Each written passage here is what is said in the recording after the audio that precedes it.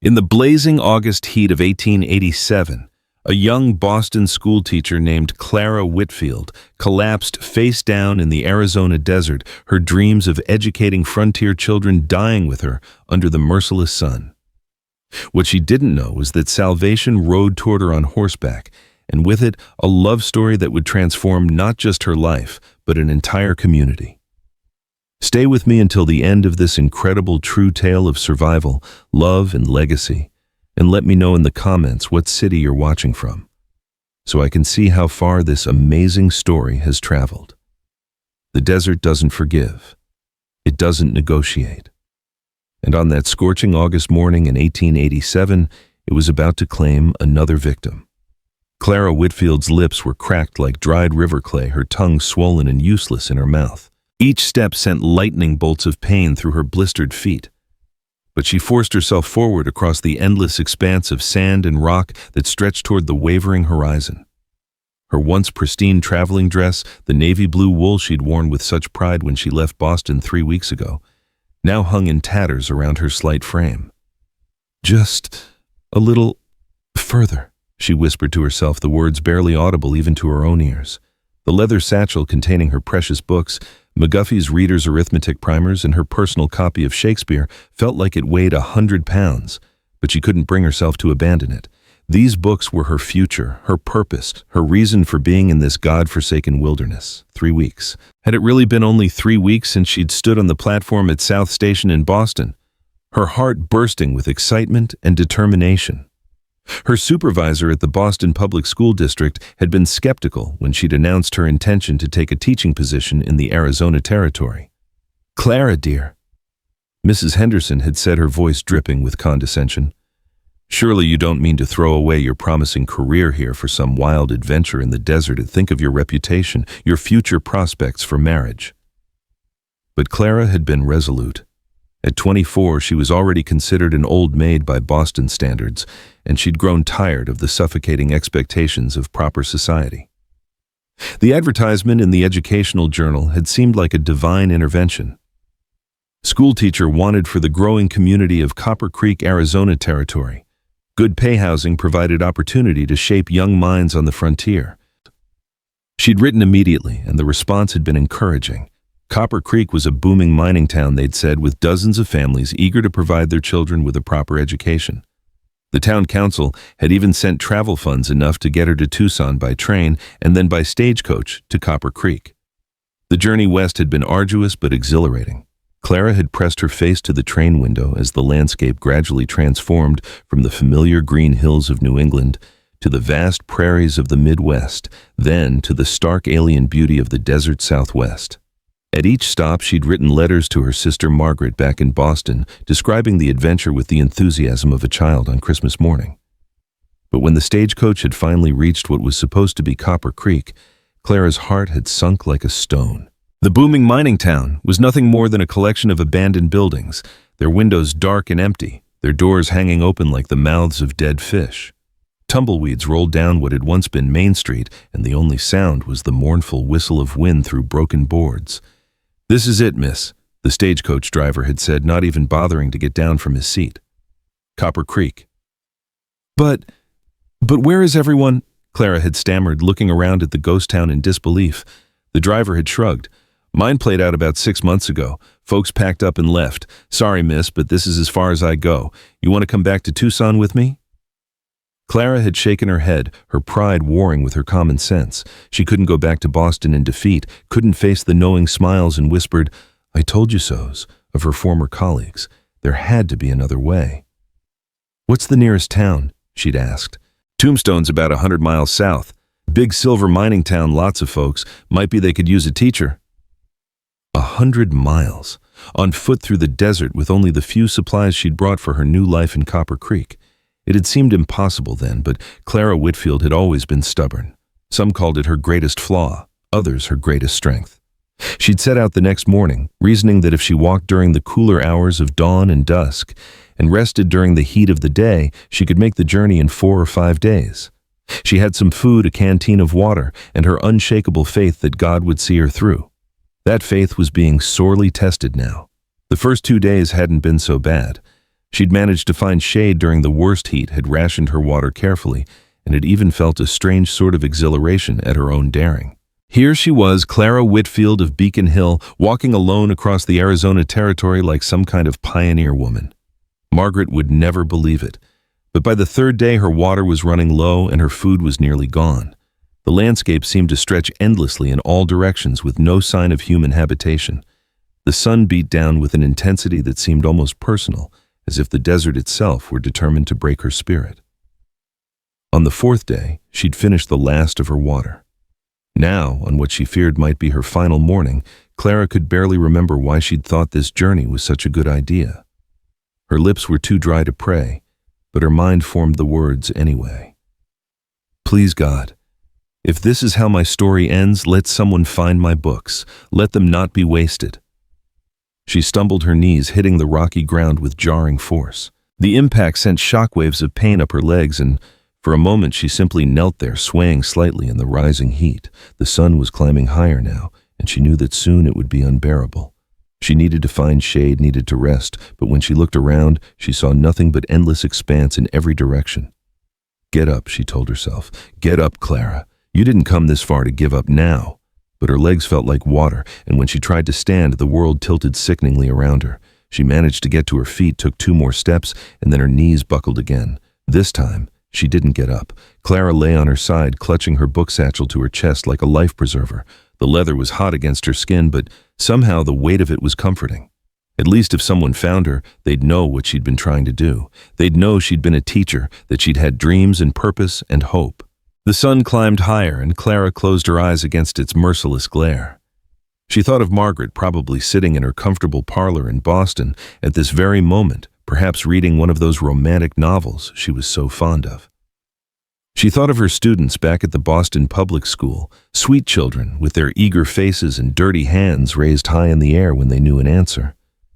She thought of her father dead these 5 years now, and how proud he'd been when she'd become a teacher. Education is the great equalizer, Clara, he'd always said. A good teacher can change the world one child at a time. I'm sorry, Papa, she thought. I tried to change the world, but the world was bigger than I thought. The heat was becoming unbearable now, and Clara felt herself drifting in and out of consciousness. In her delirium, she began to hear things: the sound of water running over rocks, the voices of children reciting their lessons, the clip-clop of horses' hooves. The horse sounds seemed particularly real. Clara forced her eyes open and squinted into the wavering heat shimmer. Was that? No, it had to be another hallucination. But the sound was getting louder, more distinct. Through the heat haze, she saw a figure on horseback approaching. A man, tall and broad-shouldered, sitting easy in the saddle like someone born to it. For a moment she was sure it was just another mirage, another cruel trick of her dying brain. But then the rider called out, his voice deep and urgent. Jesus Christ! What's a woman doing out here? Clara tried to answer, tried to call for help, but her voice was gone. She could only lie there and watch as the rider spurred his horse forward, covering the distance between them in seconds that felt like hours. He swung down from the saddle before his horse had even stopped moving, and suddenly he was kneeling beside her, his face blocking out the brutal sun. Clara blinked up at him, trying to focus on his features. He was older than she'd first thought, probably in his 30s, with sun-weathered skin and dark hair that curled slightly where it escaped from under his hat. His eyes were the color of coffee, warm and concerned, and there was something in his face that spoke of strength and reliability. Easy there, miss, he said, his voice gentle despite its roughness. You're going to be all right. I've got water. Water. The word hit Clara like a physical blow, and she felt tears spring to her eyes. The man, her rescuer, reached for a canteen at his belt and carefully lifted her head, supporting it with one strong hand while he held the canteen to her lips with the other. Slow now, he cautioned, as Clara tried to gulp greedily at the precious liquid. Too much too fast will make you sick, just small sips. The water was the most beautiful thing Clara had ever tasted. Cool and clean and life-giving, it flowed over her parched throat like salvation itself. She wanted to drink and drink until she burst, but the man was careful to give her only small amounts at a time. That's it, he murmured encouragingly. Take your time. You're safe now. Safe. Clara hadn't realized how much she'd needed to hear that word until he said it. She managed to focus on his face again, this stranger who had appeared out of nowhere like an angel of mercy. "Who?" she croaked, her voice barely a whisper. "Name's James Callahan," he said. "Jim. And you, miss, are about the luckiest woman in the Arizona territory. What in God's name are you doing out here alone?" Clara tried to explain, but the words came out in a confused jumble. Jim listened patiently, giving her more water at intervals, and gradually the story emerged. The job that had turned out to be a fraud, the ghost town, her desperate attempt to reach Tombstone on foot. As she talked, Jim's expression grew increasingly grave. "Copper Creek," he said when she finished. "I know that place.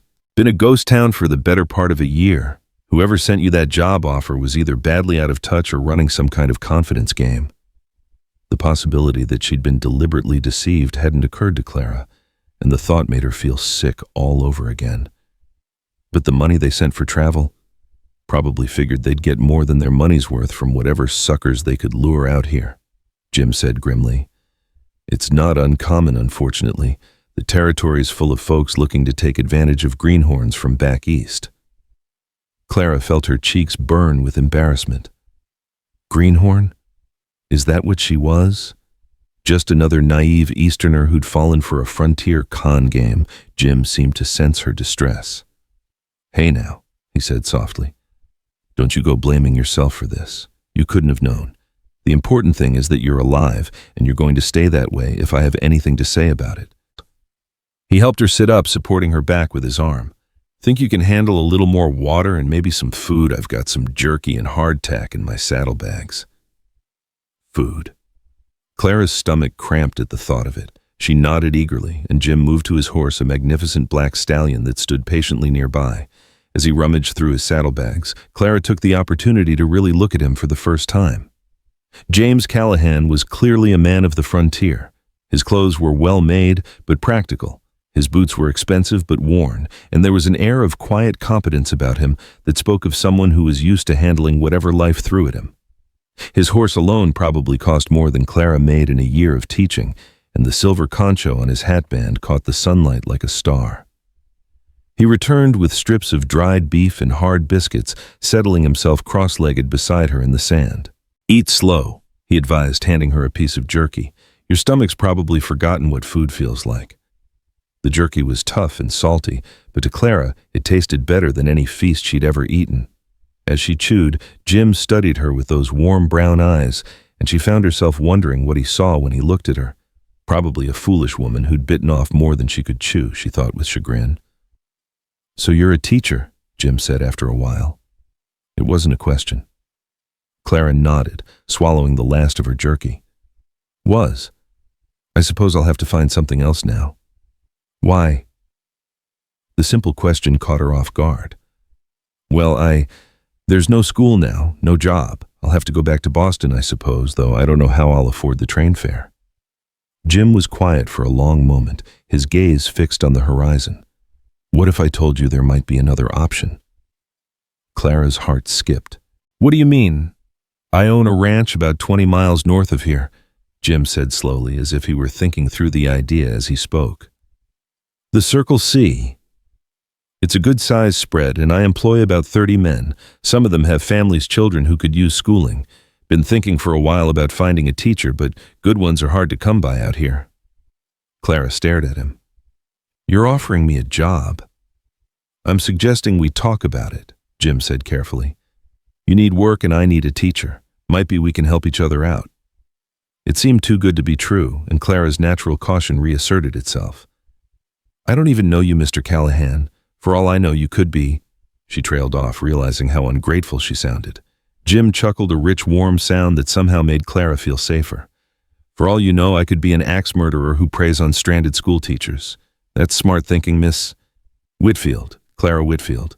Miss Whitfield. Your caution does you credit, but I think you'll find that my reputation in these parts is fairly solid.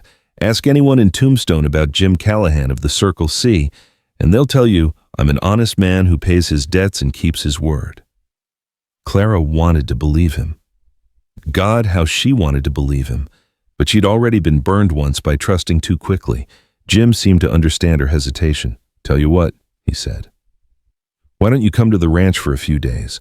Rest up, get your strength back, meet some of the families. If you decide you want to take the job, we'll work out the details. If not, I'll personally see you safely to Tombstone or wherever else you want to go. No strings attached." The offer was generous. Too generous, perhaps. But what choice did she have? She was in the middle of the desert with no money, no transportation, and no prospects. At least, this way she'd have time to evaluate the situation before making any commitments. "All right," she said finally. "Thank you, Mr. Callahan. I accept your offer." "Jim," he corrected with a smile. "And you're welcome, Clara. May I call you Clara?" She nodded, and he stood extending a hand to help her to her feet. Clara's legs were still shaky, but with Jim's support she managed to stand without falling over. "Can you ride?" he asked, nodding toward his horse. Clara had ridden as a child, but it had been years. "A little," she said uncertainly. "Good enough. Shadow here is gentle as a lamb, and it's not far to the ranch." Jim whistled softly, and the black stallion ambled over, lowering his head to nuzzle at Jim's pocket. "Looking for sugar, you old fraud," Jim said, affectionately producing a small piece of hard candy and feeding it to the horse. He helped Clara mount, then swung up behind her, his arms coming around her to take the reins. Clara felt her cheeks burn at the intimate contact, but she was too weak to object, and besides, what choice did she have? As Shadow began moving at an easy walk, Clara found herself relaxing against Jim's solid warmth. The motion of the horse was soothing, and for the first time in days she felt safe. The desert stretched out around them, vast and beautiful and terrible, but she was no longer facing it alone. "Tell me about your ranch," she said, needing to fill the silence with something other than her awareness of the man behind her. "The Circle C." Jim's voice rumbled in his chest, and Clara could feel the vibration of it against her back. "Started it about 8 years ago with a handful of cattle and a lot of hope. Built it up from nothing acre by acre, head by head. Now we're running about 3,000 head, and I've got grazing rights on another 10,000 acres of government land." 3,000 head of cattle. Clara had no idea what that meant in terms of wealth, but it sounded impressive. "That's a lot of cows," she said, then immediately felt foolish for such an obvious observation. Jim chuckled again.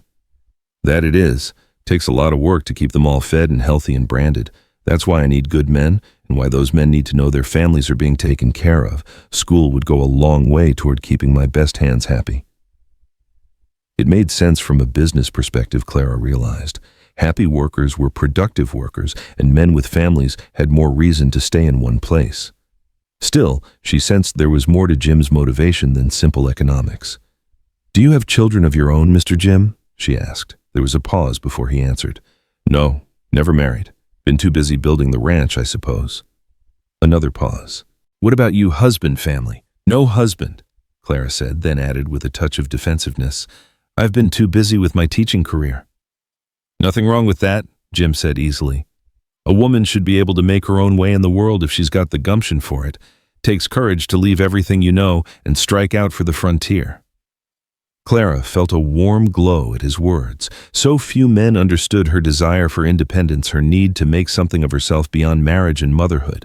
Not that she was opposed to marriage exactly, but she'd never met a man who didn't expect her to give up her dreams for his. They rode in comfortable silence for a while, the only sounds the soft thud of Shadow's hooves in the sand and the whisper of wind through the sparse vegetation. The sun was climbing higher now, but with Jim's hat shading her face and his body blocking some of the wind, Clara found the heat bearable. After about an hour, the landscape began to change subtly. The desert floor rose gradually, and Clara could see low hills in the distance. Scrub brush gave way to occasional stands of mesquite and palo verde trees, and she even spotted a small creek winding through a stand of cottonwoods. "We're on Circle C land now," Jim said, as if reading her thoughts. "That creek there is where I built my first-line shack. Lived in it for 2 years while I saved up enough to build the main house." Clara could see buildings now nestled in a small valley between 2 hills. From a distance they looked substantial and well-maintained, not at all like the ramshackle structures she'd expected to find on a frontier ranch. As they drew closer, Clara's impression of prosperity was confirmed. The main house was a long, low building with a wraparound porch and real glass windows.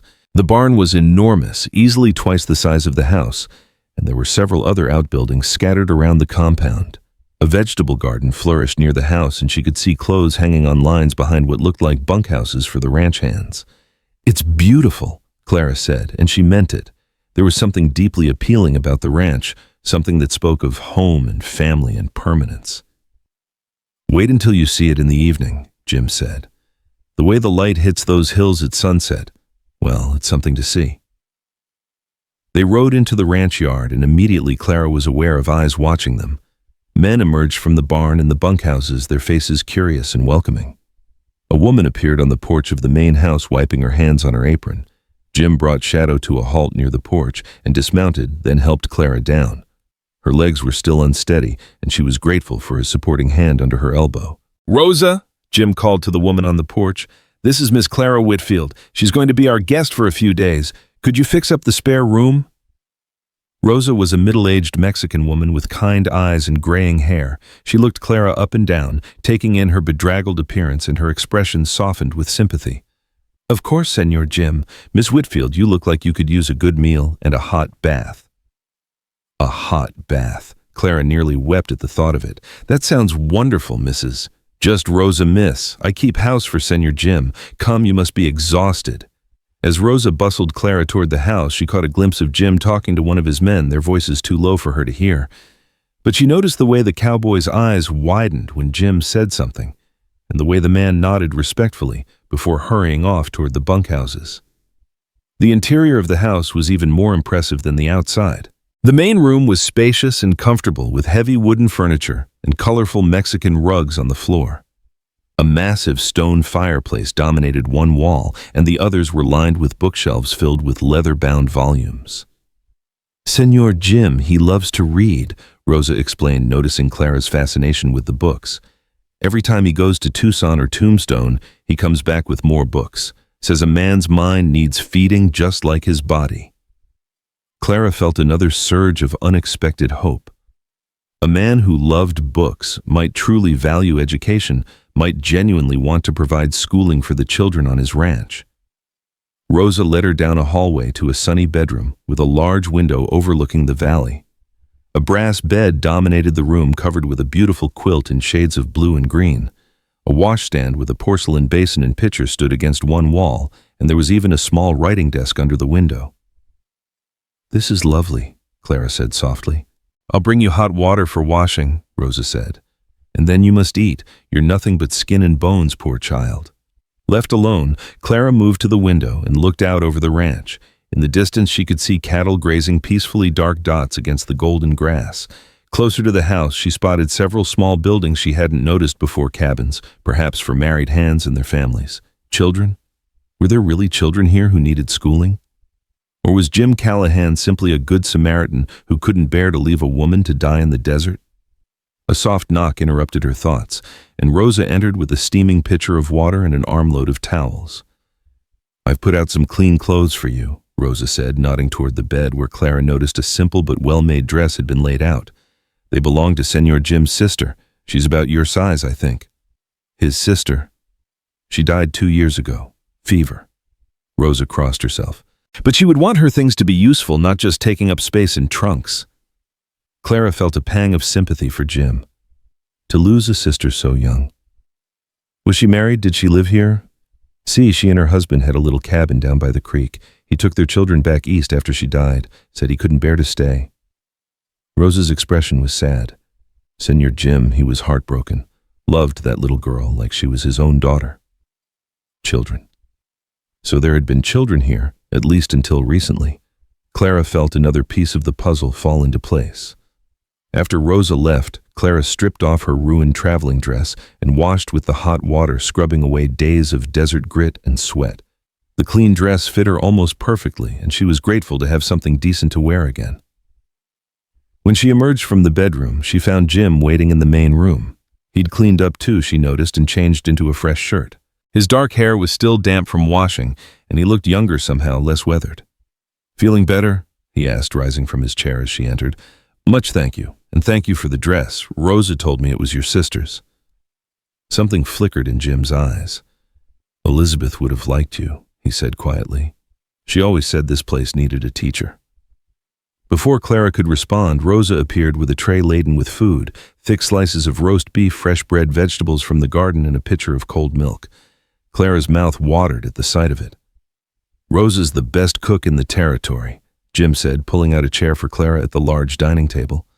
"You'd better eat up or she'll take it personally." Clara needed no encouragement. She ate with an appetite that probably wasn't very ladylike, but she was too hungry to care. Jim watched her with amusement, occasionally making conversation, but mostly letting her focus on the meal. "So," he said when she'd finally slowed down, "what do you think of the Circle C so far?" Clara considered the question carefully. "It's not what I expected," she said honestly.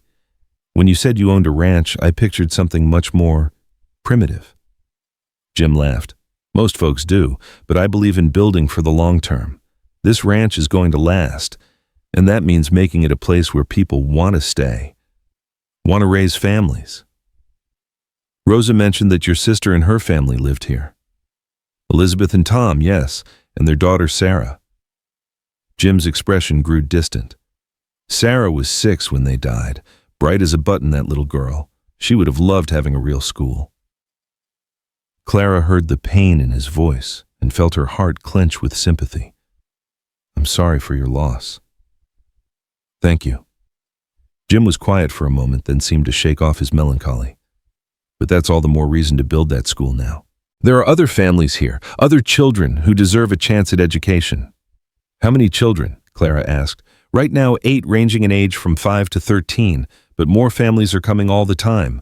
The Circle C has a reputation for taking care of its people, and word gets around." 8 children.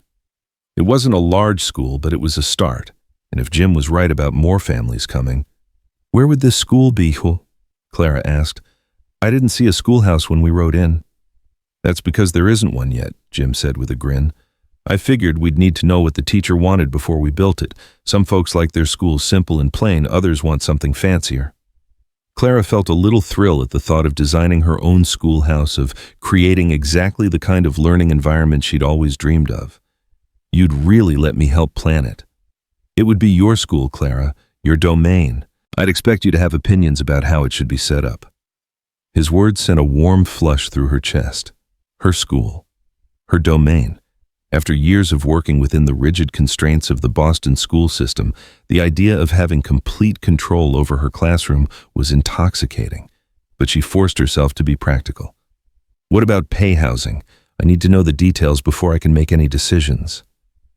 Jim named a salary that made Clara's eyes widen. It was nearly twice what she'd been making in Boston, and that was before considering the value of free room and board. "That seems very generous," she said carefully. "Good teachers are worth their weight in gold out here," Jim replied. "And like I said, keeping my people happy is good business." Clara nodded, but something in his tone made her think there was more to it than just business. There was a passion in his voice when he talked about education, about providing for families that suggested deeper motivations. "I'd like to meet the families," she said, "and see where the children are now, how they're managing without formal schooling." "Of course. We can start this afternoon if you're feeling up to it." Clara was feeling much stronger after the meal and the bath, and her natural curiosity was reasserting itself. "I'd like that very much." They spent the rest of the afternoon visiting the various cabins and bunkhouses where the ranch families lived. Clara met Maria and Carlos Gonzalez, whose 3 children, ages 7, 9, and 11, were bright and eager, but clearly hungry for learning. She met the Kellys' Irish immigrants, whose twin boys were 10 and full of mischief and questions.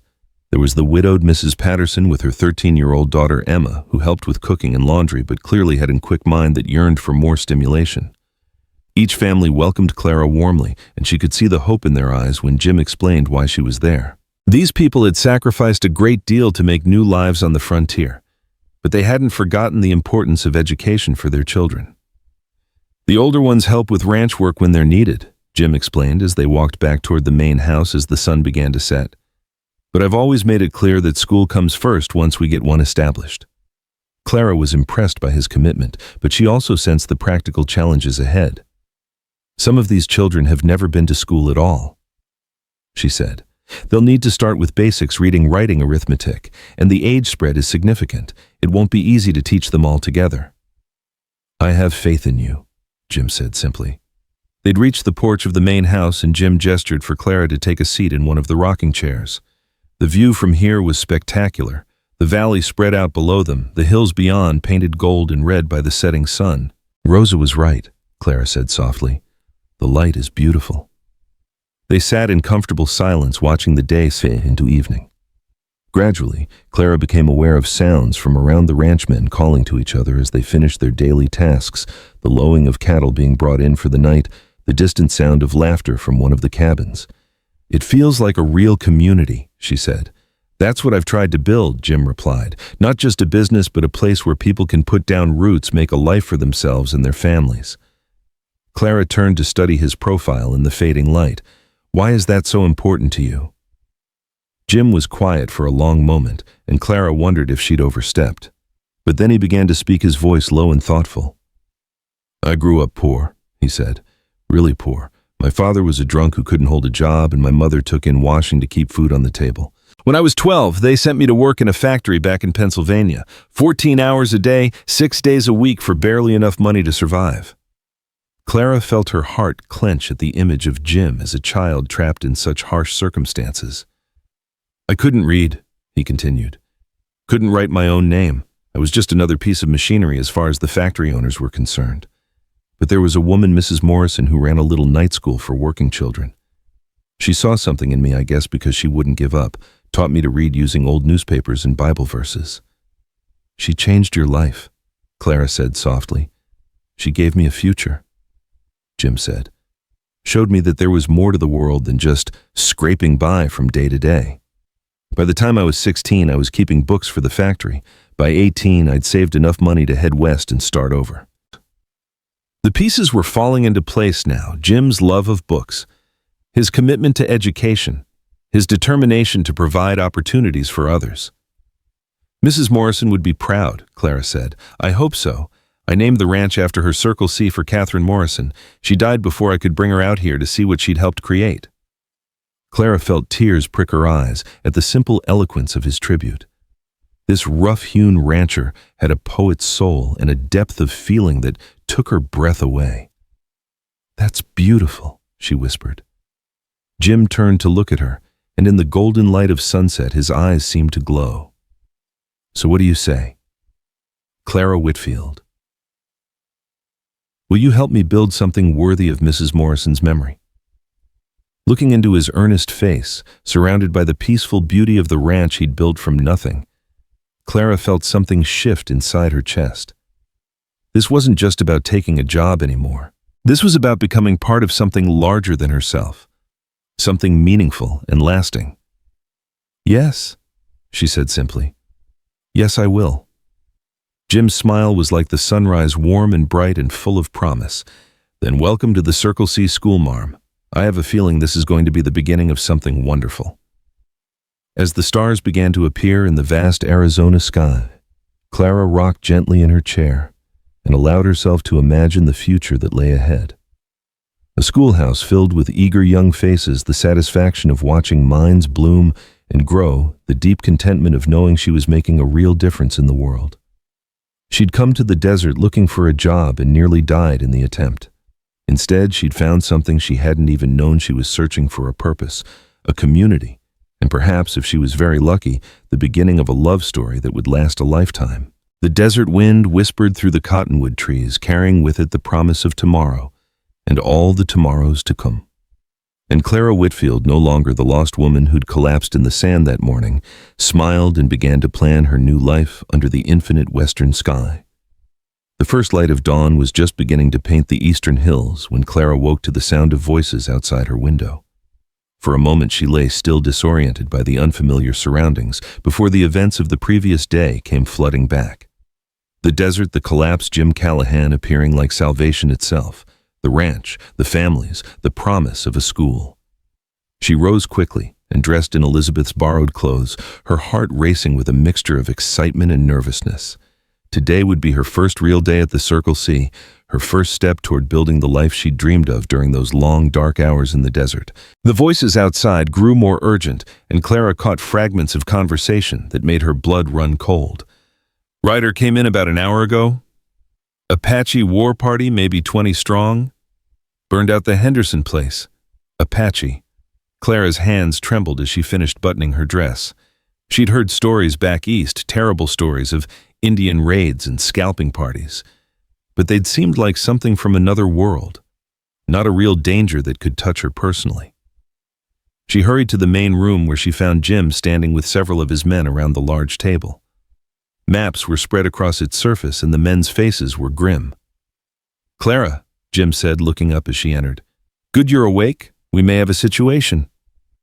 "I heard something about Apaches," Clara said, proud that her voice remained steady despite the fear clawing at her chest. "A war party hit the Henderson Ranch about 15 miles south of here last night," Jim explained. "Burned the buildings, ran off the stock. The family got away, but barely." One of the cowboys, a lean man with graying hair whom Clara remembered being introduced as Frank Muller. The ranch foreman shook his head grimly. "Could be Geronimo's people. Word is he's been stirring up trouble down in Mexico, might be moving north." Clara felt the blood drain from her face. Even back in Boston, people knew the name Geronimo, the Apache leader who'd been fighting the U.S. Army for years, who seemed to appear and disappear like a ghost in the desert. "Now, we don't know that for certain," Jim said quickly, noticing Clara's expression. "Could be any number of bands. The important thing is to be prepared." "What does that mean?" Clara asked. "It means we're going to play it safe for a few days," Jim said. "Keep everyone close to the ranch buildings, post extra guards, make sure we're ready if trouble comes calling." Clara thought of the families she'd met the day before the children with their bright, eager faces. "What about the families, the children?" "They'll all stay in the main compound until we know more," Jim assured her. "The bunkhouses and cabins close to the main house. We've got thick walls and plenty of guns if it comes to that." Frank Mueller was studying the maps intently. "If it is Geronimo, he's probably looking for horses and cattle, not a fight. Apaches are smart. They don't attack defended positions unless they have to." "That's the hope," Jim said. "But we're not taking any chances. Frank, I want you to organize the watch schedule. Post men on the hills with field glasses and make sure everyone knows the signals." As the men dispersed to their duties, Jim turned to Clara. "I'm sorry about this. Not exactly the welcome to ranch life I'd hoped to give you." Clara straightened her shoulders, drawing on reserves of courage she hadn't known she possessed. "I'm not some delicate flower, Jim. If there's danger, I want to know about it, want to help however I can." Jim studied her face for a long moment, and Clara saw approval in his dark eyes. "I believe you would at that. All right then, you can help Rosa organize supplies and tend to the families. Make sure the children understand what's happening without frightening them more than necessary." The next few hours passed in a whirlwind of activity. Clara found herself swept up in the controlled chaos of a ranch preparing for possible siege. She helped Rosa move food and medical supplies into the main house, assisted the women in gathering their children and most precious belongings from the outlying cabins, and tried to project calm confidence even as her own nerves stretched taut. The children, she discovered, were remarkably resilient. The older ones understood the gravity of the situation and helped keep the younger ones occupied with games and stories. Emma Patterson, the 13-year-old whose mother took in washing for the ranch, proved especially helpful. "Miss Clara," Emma said during a quiet moment as they organized bedding in one of the spare rooms, "are we really going to have a school when all this is over?" Clara looked into the girl's intelligent hazel eyes and saw a hunger for learning that reminded her painfully of herself at that age. "Yes, Emma, we're going to have a wonderful school." "I've been teaching myself to read from Pa's old newspapers," Emma confided, "but there's so many words I don't know." "Well, when our school is built, we'll work on all those words together," Clara promised. "You can be my assistant teacher helping the younger children with their lessons." Emma's face lit up with pure joy. "Really, you'd let me do that?" "I'd be honored to have your help." It was nearly noon when the first alarm came. A rider on one of the distant hills began waving a red flag, the signal that strangers had been spotted. Jim emerged from the barn where he'd been checking weapons, his Winchester rifle cradled in his arms. "Everyone inside," he called calmly. "No panic, but move quickly." Clara helped herd the children into the main house, her heart hammering against her ribs. Through the windows, she could see Jim's men taking positions behind barricades they'd hastily constructed from feed sacks and lumber. The ranch hands moved with practiced efficiency, and Clara realized this wasn't the first time the Circle C had faced this kind of threat. Minutes crawled by like hours. Clara found herself at a window, peering out at the empty landscape, straining to see whatever had triggered the alarm. Rosa moved among the families, offering quiet reassurance in both English and Spanish, her calm presence helping to keep panic at bay. Then Clara saw them, a line of riders appearing on the crest of a distant hill. Even from this distance, she could see they weren't white men. They sat their horses with fluid grace, and sunlight glinted off what might have been weapons or ornaments. "How many?" Jim called softly to the lookout on the roof. 12, maybe 15, came the reply. Hard to tell for sure at this distance. Clara found herself holding her breath as the riders remained motionless on the hilltop, apparently studying the ranch below. She thought of the stories she'd heard, tales of swift, brutal raids that left nothing but death and destruction in their wake. Were they planning an attack, or simply deciding whether the Circle C's was worth the effort? Beside her, Maria Gonzalez crossed herself and whispered a prayer in Spanish. Her youngest child, little Luis, clung to her skirts, his dark eyes wide with confusion and fear. "Mama, why can't we go outside?" he asked in his piping voice. Maria smoothed his hair with a gentle hand. "We're playing a staying inside game today, mijo, like hide and seek." Clara felt a surge of admiration for the young mother's composure. These frontier families had learned to live with danger as a constant companion to find ways to protect their children's innocence, even in the face of very real threats. The minutes stretched on. Clara's hands were cramped from gripping the windowsill, and she forced herself to relax her fingers. Whatever was going to happen would happen. There was no point in making herself sick with worry. Finally, after what felt like an eternity, the riders on the hill began to move. But instead of charging down toward the ranch, they turned and disappeared back over the ridge, melting away into the landscape as suddenly as they'd appeared. A collective sigh of relief went up from the assembled families, but Jim wasn't ready to relax his guard. "Keep everyone inside for another hour," he called to his men. Could be they're just scouting, planning to come back with more men. But the hour passed without incident, and gradually the normal rhythm of ranch life began to reassert itself. The children were allowed to play in the enclosed courtyard behind the main house. The women began preparing the midday meal, and the tension that had gripped everyone slowly began to ease. Jim found Clara helping Rosa slice vegetables for stew, her hands moving with nervous energy. "You did well today," he said quietly. "Kept your head, helped keep the others calm. It's not easy when you're facing something like this for the first time." Clara looked up from the onions she was chopping, surprised to realize that her hands were perfectly steady. "I was terrified," she admitted. "So was everyone else. The difference is you didn't let the fear control you." Jim's expression was serious. "Life out here isn't always easy, Clara. There are dangers we don't face back in the settled parts of the country. I want you to understand that before you make your final decision about staying." Clara set down her knife and turned to face him fully. "Are you trying to frighten me away?" "I'm trying to be honest with you. The Apache threat is real, though incidents like today are rare. There are also flash floods, deadly snakes, stampedes, blizzards that can kill a man in minutes. This is beautiful country, but it's not forgiving of mistakes." Clara thought of her near-death experience in the desert just 2 days ago. She knew exactly how unforgiving this land could be. But she also thought of Emma Patterson's eager face when she'd talked about helping to teach the younger children of the hope she'd seen in the eyes of all the families when Jim had explained about the school. "I'm not some sheltered city girl who's going to faint at the first sign of trouble," she said firmly. "Yes, I'm from Boston. Yes, this is all new to me. But I'm stronger than I look, and I'm not easily scared off from something I believe in." Jim studied her face intently, and Clara met his gaze steadily. Whatever he saw there seemed to satisfy him because he nodded slowly. "All right then. But I want you to learn to shoot." "Shoot?" Clara blinked in surprise. "You mean a gun?" "I mean a rifle, and a pistol too if you're willing. Every adult on this ranch needs to know how to defend themselves and others. It's not negotiable." The idea of handling weapons was foreign and frightening to Clara, but she could see the logic in it. If she was going to make her life in this dangerous country, she needed to be prepared for whatever it might throw at her. "When do we start?" she asked. Jim's smile was full of approval and something that might have been pride. "This afternoon, if you're up for it.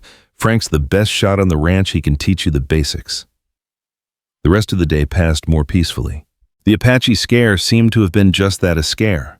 Jim's scouts reported no further sign of the war party, and by evening, normal activities had resumed. Clara even had her first informal lesson with some of the children, gathering them in the main room after supper to read them a story from one of Jim's many books. She chose Robinson Crusoe, thinking the adventure story would appeal to children who were themselves living a kind of frontier adventure. The younger ones sat cross-legged on the floor, their faces rapt with attention, while the older children perched on chairs or leaned against the walls. Even some of the adults drifted in to listen, including Jim, who stood quietly in the doorway. Clara found herself caught up in the magic of the moment, the warm light of the oil lamps, the intent faces of her audience, the satisfaction of bringing literature to life for eager minds. This was what she'd dreamed of when she'd left Boston, this sense of making a real difference in people's lives. When she finished the chapter, young Luis Gonzalez raised his hand tentatively. "Miss Clara, did Robinson really live all alone on that island?" "Well, it's a story, Luis," Clara explained gently. "The author, Mr. Defoe, made it up, but he based it on real stories of people who were shipwrecked and had to survive by themselves." "Could we survive by ourselves?" asked Tommy Kelly, one of the Irish twins. "If we got lost in the desert or something?" "That's exactly why education is so important," Clara said. "The more you know about the world, about science and mathematics and geography, the better equipped you are to handle whatever life throws at you. Robinson Crusoe survived because he was clever and resourceful, and he knew how to solve problems." She saw understanding dawn in several young faces and felt a warm glow of satisfaction. This was how learning should happen, not through rote memorization and strict discipline, but through curiosity and engagement and the natural desire to understand the world. After the children had been sent to bed, Clara found herself alone with Jim on the front porch. The night air was cool and sweet, filled with the scent of desert flowers and the distant sound of cattle settling for the night.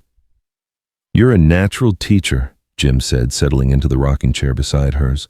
I could see it in their faces. They were hanging on every word. "It felt wonderful," Clara admitted.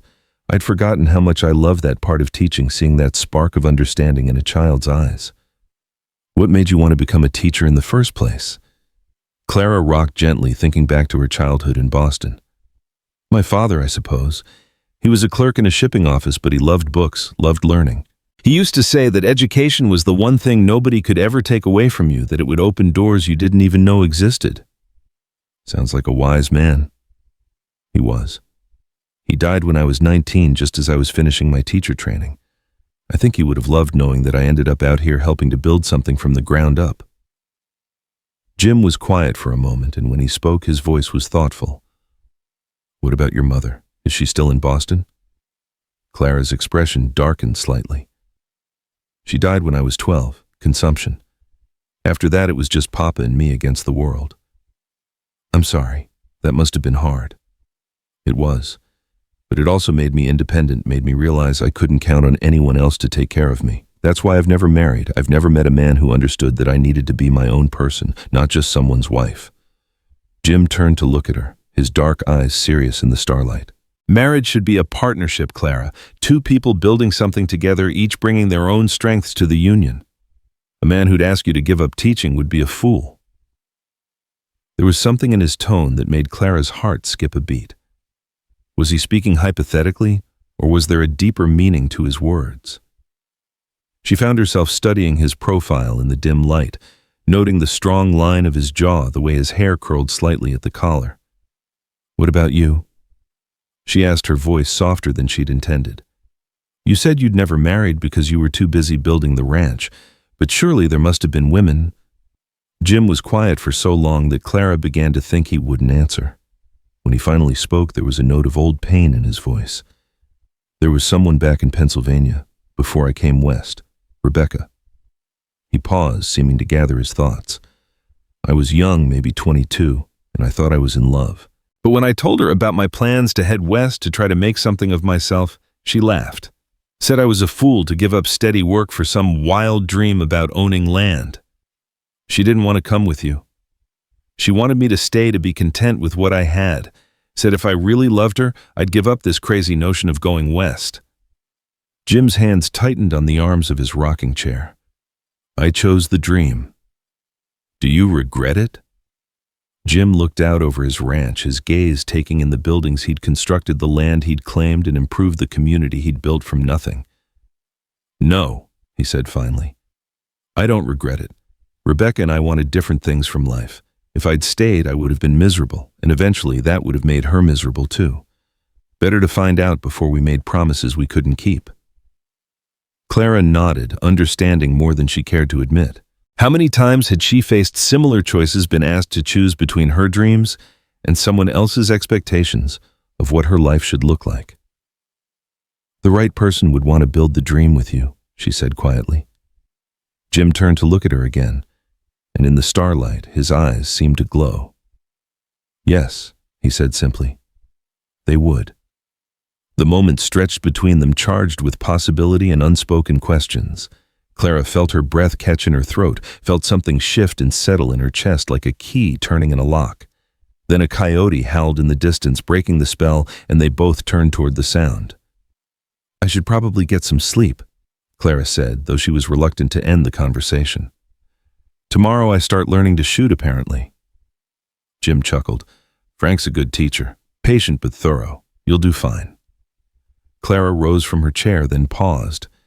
"Jim, thank you for everything, for saving my life, for giving me this opportunity, for seeing something in me worth saving." Jim stood as well, and for a moment they were standing very close, close enough that Clara could smell the faint scent of leather and soap that seemed to cling to him. "The woman I found in that desert had already saved herself, Clara," he said softly. "She'd walked 100 miles on nothing but determination and hope. I just gave her a place to rest." Before Clara could respond, he'd stepped back and touched the brim of his hat. "Good night, Clara. Sweet dreams." As she made her way to her room, Clara's heart was racing. There had been something in Jim's voice and the way he'd looked at her that suggested his interest in her went beyond simply needing a teacher for his ranch. The thought should have frightened her. She'd known the man for exactly 2 days, but instead it filled her with a warm glow of possibility. She lay in the comfortable bed, listening to the night sounds of the ranch, the soft lowing of cattle, the distant murmur of voices from the bunkhouse, the whisper of wind through the cottonwood trees. Tomorrow would bring new challenges, new experiences, the beginning of her real education in frontier life. But tonight, for the first time since leaving Boston, Clara Whitfield felt like she was exactly where she belonged. The shooting lessons began the next morning after breakfast. Frank Mueller had set up a makeshift range behind the barn using empty tin cans and wooden targets. Clara approached the lesson with a mixture of nervousness and determination, acutely aware that Jim was watching from nearby. "First thing to remember," Frank said, holding up a Winchester rifle, "is that this isn't a toy. A gun is a tool just like a hammer or a saw, but it's a tool that can kill. You treat it with respect and it'll serve you well." Clara nodded solemnly, her hands clasped behind her back to hide their trembling. "Rule number 1, Frank continued. Never point a gun at anything you don't intend to shoot. Rule number 2, always assume a gun is loaded until you've personally verified otherwise. Rule number 3, know what's behind your target before you pull the trigger." The safety lecture seemed to go on forever, but Clara listened carefully, understanding that this knowledge could mean the difference between life and death. When Frank finally handed her the unloaded rifle, she was surprised by its weight. "Heavier than it looks," she said. "Good weight, though," Frank replied. "Helps with accuracy. Now let's talk about stance." For the next hour, Frank patiently coached Clara through the basics: how to hold the rifle, how to sight down the barrel, how to squeeze the trigger smoothly rather than jerking it. When they finally loaded the weapon with a single cartridge, Clara's hands were steady. "Take your time," Frank advised. "Aim for the can on the left. Breathe in, let half of it out, then squeeze." Clara did as instructed, her world narrowing to the front sight and the tin can 30 yards away. The rifle kicked against her shoulder when she fired, and the sharp crack of the gunshot echoed across the valley. The can didn't move. "High and to the right," Frank observed calmly. "Common mistake. You're anticipating the recoil and pulling up. Try again." It took 6 more shots before Clara finally hit her target, the tin can spinning into the air with a satisfying ping. She felt a surge of triumph that surprised her with its intensity.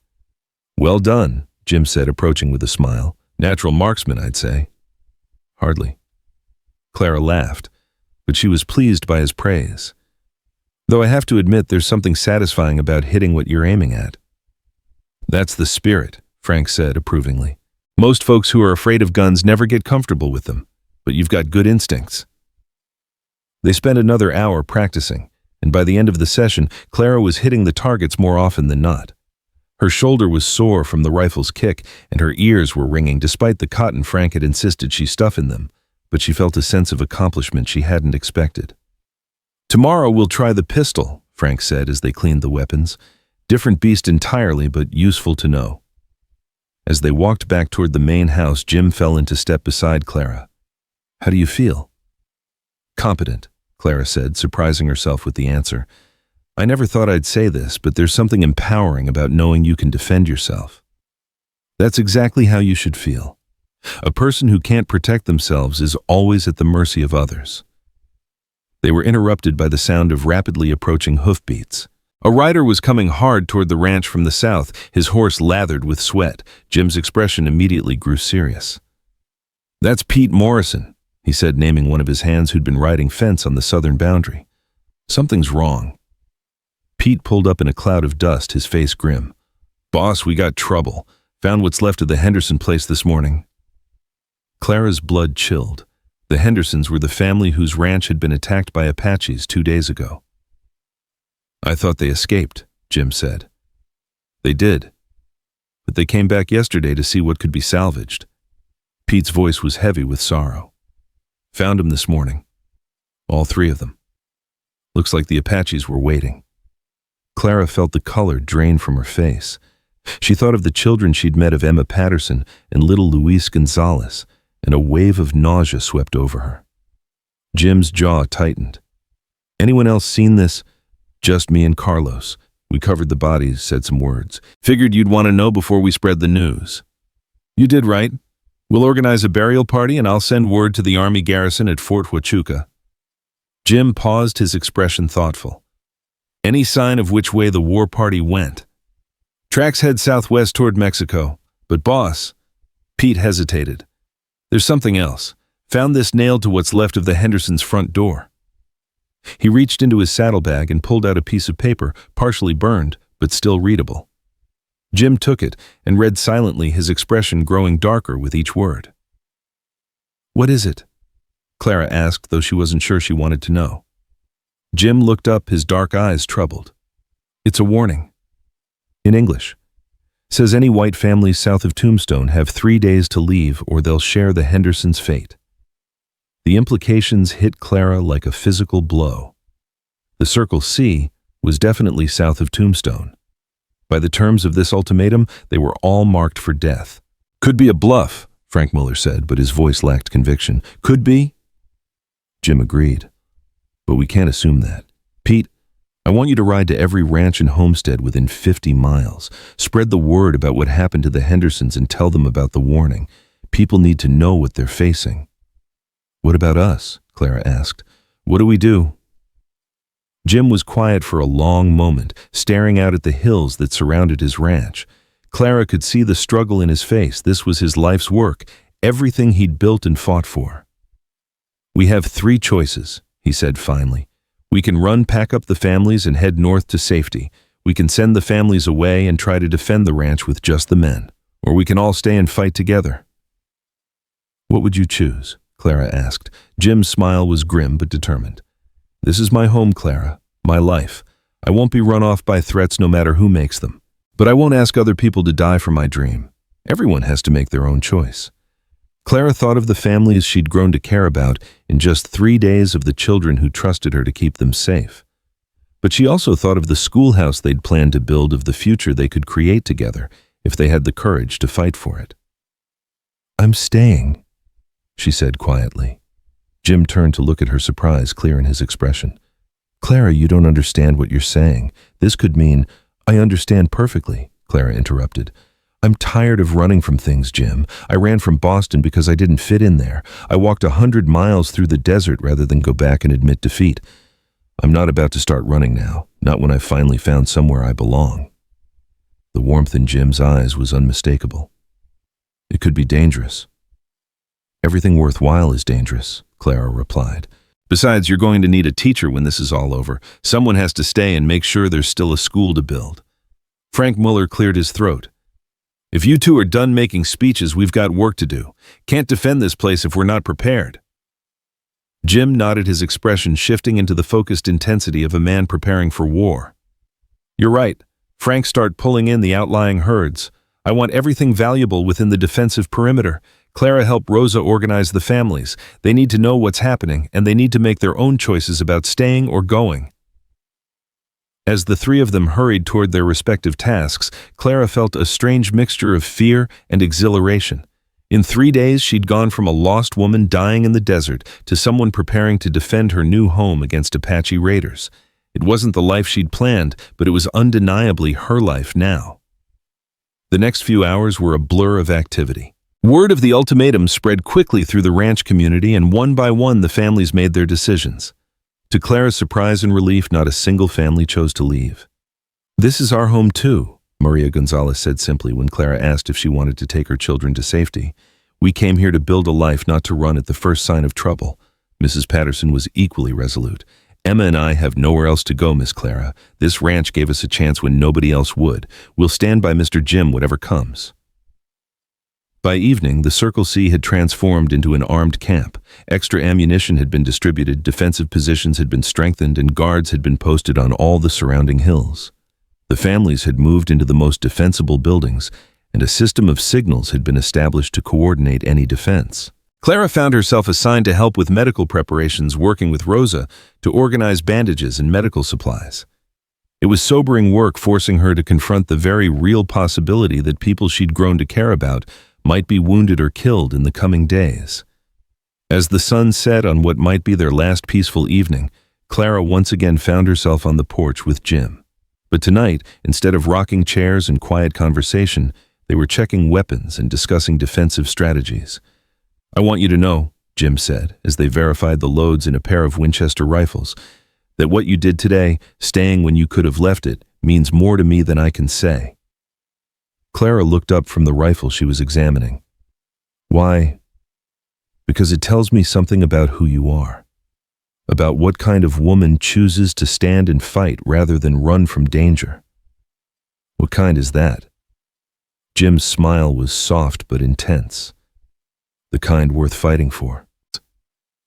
Before Clara could respond, a shout from one of the lookouts shattered the evening quiet. Riders coming in, looks like army. They all rushed to the front of the house where a column of blue uniformed cavalry was approaching under a flag of truce. At their head rode a young lieutenant with sandy hair and a serious expression. Mr. Callahan, the officer called as he drew near. Lieutenant David Hayes, Fort Huachuca. We received word about the Henderson murders and came as soon as we could. Welcome, Lieutenant, Jim replied. What can you tell us about the situation? Hayes dismounted, his expression grim. We've been tracking this war party for 3 days. Best we can determine, it's a renegade band led by a war chief called Nana. About 20 warriors, all of them experienced fighters. Nana, Frank Muller spoke up. Thought he was supposed to be on the reservation. He was. Broke out 2 weeks ago with his followers. They've been raiding across southern Arizona and northern Mexico, hitting isolated ranches and homesteads. Hayes paused. I have to tell you, Mr. Callahan, the Army's position is that you should evacuate. We can provide escort to Fort Huachuca or Tombstone. Jim's jaw tightened. And if we choose to stay, then you're on your own. I can't spare troops to defend private property, not with Nana's band still on the loose. Clara felt her heart sink. Without Army support, their chances of successfully defending the ranch seemed slim indeed, but Jim's voice was steady. We understand, Lieutenant. Thank you for the warning. Hayes studied Jim's face for a moment, then nodded slowly. For what it's worth, I think you're brave as hell, and if I were in your position, he shrugged, a man's got to stand for something. After the soldiers departed, an uncomfortable silence settled over the ranch. The Army's refusal to help had driven home just how alone they really were. So, Frank said finally, now we know, 20 Apache warriors against 30-odd ranch hands and their families. 30-odd people who are fighting for their homes, Jim corrected. That counts for something. Clara looked around at the faces of the people who'd become her makeshift family in just 3 days. Maria Gonzalez holding her youngest son, her face set with quiet determination. Emma Patterson helping her mother organize medical supplies, her young face serious beyond her years. The cowboy Pete Morrison checking his rifle with the methodical precision of a man preparing for battle. These people had chosen to stay to fight for what they'd built together. And tomorrow, that choice would be tested in ways none of them could fully imagine. As the stars came out over the Circle C, Clara Whitfield said a silent prayer for courage, for wisdom, and for the strength to face whatever dawn might bring. The scared young woman who'd collapsed in the desert 4 days ago was gone, replaced by someone harder, stronger, more determined. Tomorrow would bring the fight of their lives. But tonight she was exactly where she chose to be, standing with the people she'd come to love, ready to defend the dream they'd all decided was worth dying for. The war for the Circle C was about to begin. The attack came with the first light of dawn. Clara had been awake for hours, unable to sleep despite the exhaustion that weighed down her bones. She'd spent the night helping Rosa tend to the smaller children, many of whom had been restless and fee. The attack came with the first light of dawn. Clara had been awake for hours, unable to sleep despite the exhaustion that weighed down her bones. She'd spent the night helping Rosa tend to the smaller children, many of whom had been restless and fearful despite their parents' attempts to maintain normalcy. Now she stood at the window of the main house, watching the eastern hills turn from black to gray to pale gold as the sun climbed toward the horizon. The ranch was eerily quiet. Even the cattle seemed to sense the tension, their usual morning lowing subdued to nervous murmurs. The guards on the hills remained motionless at their posts, and Clara could see the glint of sunlight on rifle barrels as Jim's men took their positions behind the hastily constructed barricades. "Miss Clara." She turned to find Emma Patterson standing behind her, the girl's face pale but determined. Despite being only 13, Emma had insisted on taking on adult responsibilities during the crisis, helping to care for the younger children and assist with preparations. "Yes, sweetheart. Mama wants to know if you think we should move the little ones to the root cellar, just in case." Clara considered the question carefully. The root cellar would provide excellent protection from gunfire, but it would also trap them underground if the buildings were set on fire. It was the kind of impossible choice that seemed to define life on the frontier. Every option carried deadly risks. "Tell your mother we'll wait and see what develops," Clara said finally, "but have blankets and water ready down there just in case we need to move quickly." Emma nodded and hurried away, her young shoulders carrying a burden no child should have to bear. Clara watched her go, feeling a fierce protectiveness well up in her chest. These children deserved to grow up in safety, to have the chance at education and opportunity that she'd come here to provide. She wouldn't let that future be stolen by raiders, no matter how desperate the odds. A soft whistle from one of the lookouts broke the morning silence, the signal that movement had been spotted. Clara's heart began to race as she peered out at the hills, straining to see whatever had caught the guards' attention. At first there was nothing. Then, like ghosts materializing from the landscape itself, she saw them. Apache warriors on horseback moving with fluid grace along the ridgeline. They appeared and disappeared behind rocks and scrub brush, making it impossible to get an accurate count. But Clara could see enough to know that Lieutenant Hayes had been right about their numbers. There had to be at least 20 of them, possibly more. "Rosa," Clara called softly to the older woman who was organizing breakfast preparations in the kitchen. "It's starting." Rosa crossed herself quickly and began herding the children away from the windows. "Come, niños, we play a new game today. Everyone must be very quiet, like little mice." The children, sensing the gravity in the adults' voices, obeyed without question. Clara marveled at their resilience, at their ability to find games and normalcy even in the face of mortal danger. It was a reminder of why this fight mattered, why some things were worth any risk to protect. Jim appeared in the doorway, his Winchester rifle cradled in his arms and his face set in grim lines. "They're taking their time looking us over," he said quietly. "That's good, means they're not planning a wild charge, gives us time to prepare." "How many?" Clara asked. "Frank counts at least 18, maybe as many as 25. Hard to tell when they keep moving like that." Jim's eyes met hers, and she saw both determination and concern in their dark depths.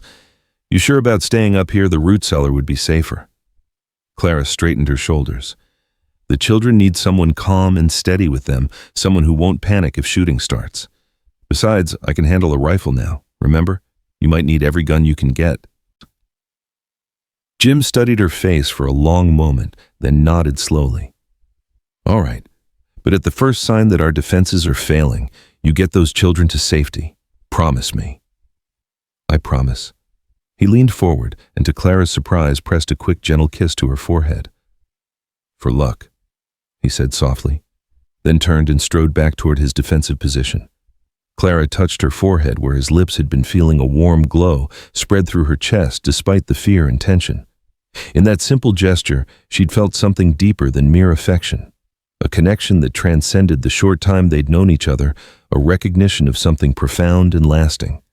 The morning dragged on with agonizing slowness. The Apache warriors continued their patient surveillance, appearing and disappearing like mirages, never quite where you expected them to be when you looked again. Clara found herself checking and rechecking the rifle Frank had given her, her hands moving automatically through the familiar motions of loading and safety checks.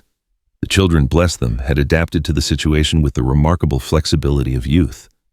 Under Rose's guidance, they'd turned their confinement into an elaborate game of hide-and-seek, taking turns being the lookouts and guards, while the others pretended to be sleeping pioneers. Their whispered conversations and muffled giggles provided a counterpoint to the deadly tension that gripped the adults. It was nearly 10 o'clock when the first shot rang out. The sharp crack of a rifle echoed across the valley, followed immediately by answering fire from Jim's defensive positions. Clara rushed to the window, her heart hammering against her ribs, but the angle was wrong for her to see what was happening. "Frank's position on the North Hill," came a shout from outside. "They're testing our range." More gunfire erupted, sporadic but intense. Clara could hear the whine of bullets passing overhead and the sharp spang of lead striking stone. One of the ranch hands called out that he was all right, that the shot had just creased his arm, and Clara felt a mixture of relief and growing dread. This was just the beginning. "Rosa, get the children to the interior rooms," Clara called, grabbing her rifle and moving toward the front door. "Away from the windows, but not the cellar yet. See, Miss Clara, come little ones, we play a new game now." Clara positioned herself at a window that gave her a clear view of the eastern approach to the ranch. Through the glass, she could see muzzle flashes winking from the rocks and brush on the hillsides. Jim's men were returning fire steadily, their shots disciplined and well-aimed, but the Apaches were proving to be elusive targets. A movement caught her eye, 3 warriors on foot using the cover of a dry creek bed to work their way closer to the barn. They moved with the fluid grace of hunting cats, their progress almost invisible to anyone not watching for it. Clara raised her rifle sighting carefully down the barrel as Frank had taught her. The range was long, perhaps 150 yards, but she could see one of the warriors clearly as he paused behind a boulder. She breathed in, let half the air out, and squeezed the trigger gently. The rifle kicked against her shoulder, and through the cloud of gun smoke she saw the warrior stumble and fall back behind his cover. She couldn't tell if she'd hit him or if he'd simply taken cover, but the other 2 warriors immediately melted back into the landscape. "Good shot, Clara," Jim's voice carried from his position near the barn. "Keep watching that creek bed." The firefight continued for another hour. A deadly game of cat and mouse played out across the rocky terrain surrounding the ranch. The Apaches would appear long enough to take a shot or two, then vanish before the defenders could return effective fire. It was clear they were testing the ranch's defenses, looking for weak points, and gauging the skill and determination of the defenders.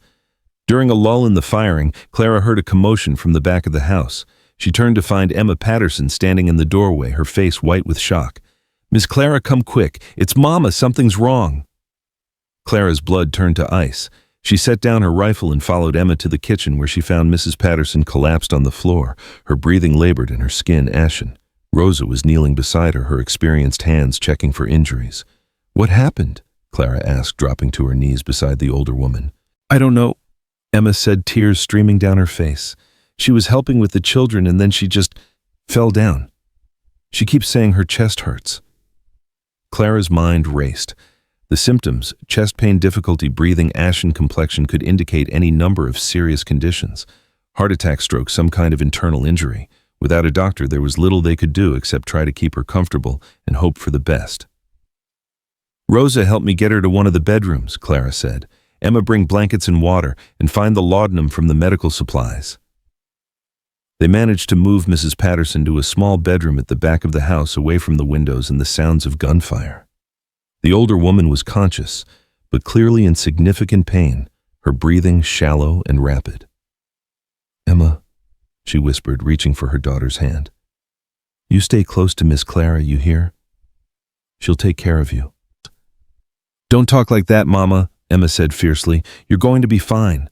We're going to get through this, and then we'll have our school and everything will be just like we planned." Clara felt her heart break at the girl's desperate hope. Mrs. Patterson's condition was clearly serious, possibly fatal, and there was nothing any of them could do about it. The nearest doctor was in Tombstone, more than 30 miles away, and even if they could somehow get word to him, he'd never make it through Apache-controlled territory. "Miss Clara."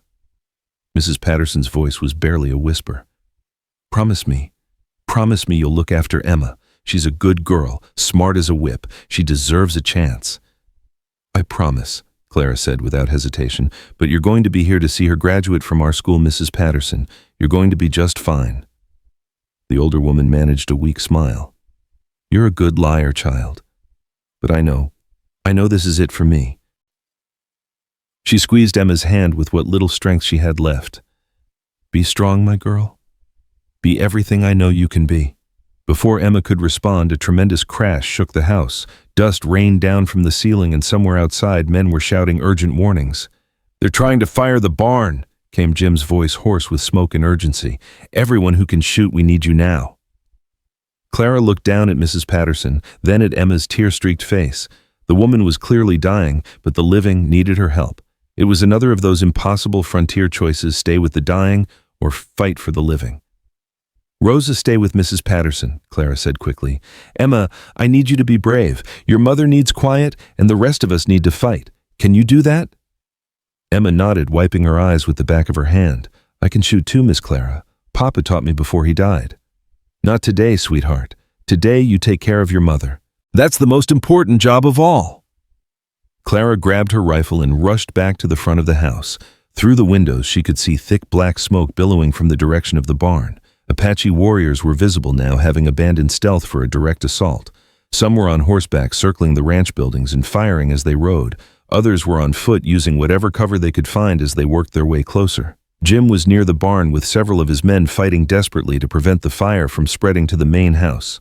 Clara could see the orange flicker of flames through the smoke, could smell the acrid stench of burning hay and wood. A warrior on horseback suddenly appeared around the corner of a storage shed, his rifle raised and aimed directly at Jim's unprotected back. Clara didn't think, she simply raised her own rifle and fired. The Apache warrior jerked backward on his horse, his shot going wild. Clara couldn't tell if she'd killed him or simply wounded him, but Jim was safe, and that was all that mattered. The battle raged for another 2 hours. The barn was lost, reduced to a smoldering shell, but the Apaches had been unable to fire any of the other buildings.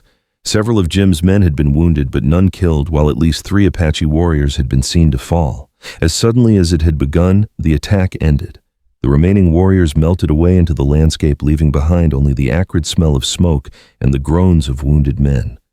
Clara found Jim near the ruins of the barn, his face streaked with soot and his left arm bound with a bloody bandage.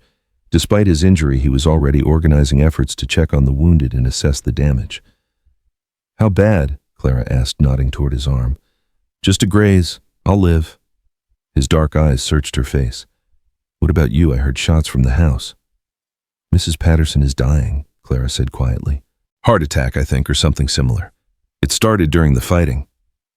Jim's expression softened with sympathy. "I'm sorry. She was a good woman. How's Emma taking it?" "About as well as you'd expect. She's with her mother now." Clara paused, then looked up at Jim with fierce determination. "When this is over, the girl is going to need a family.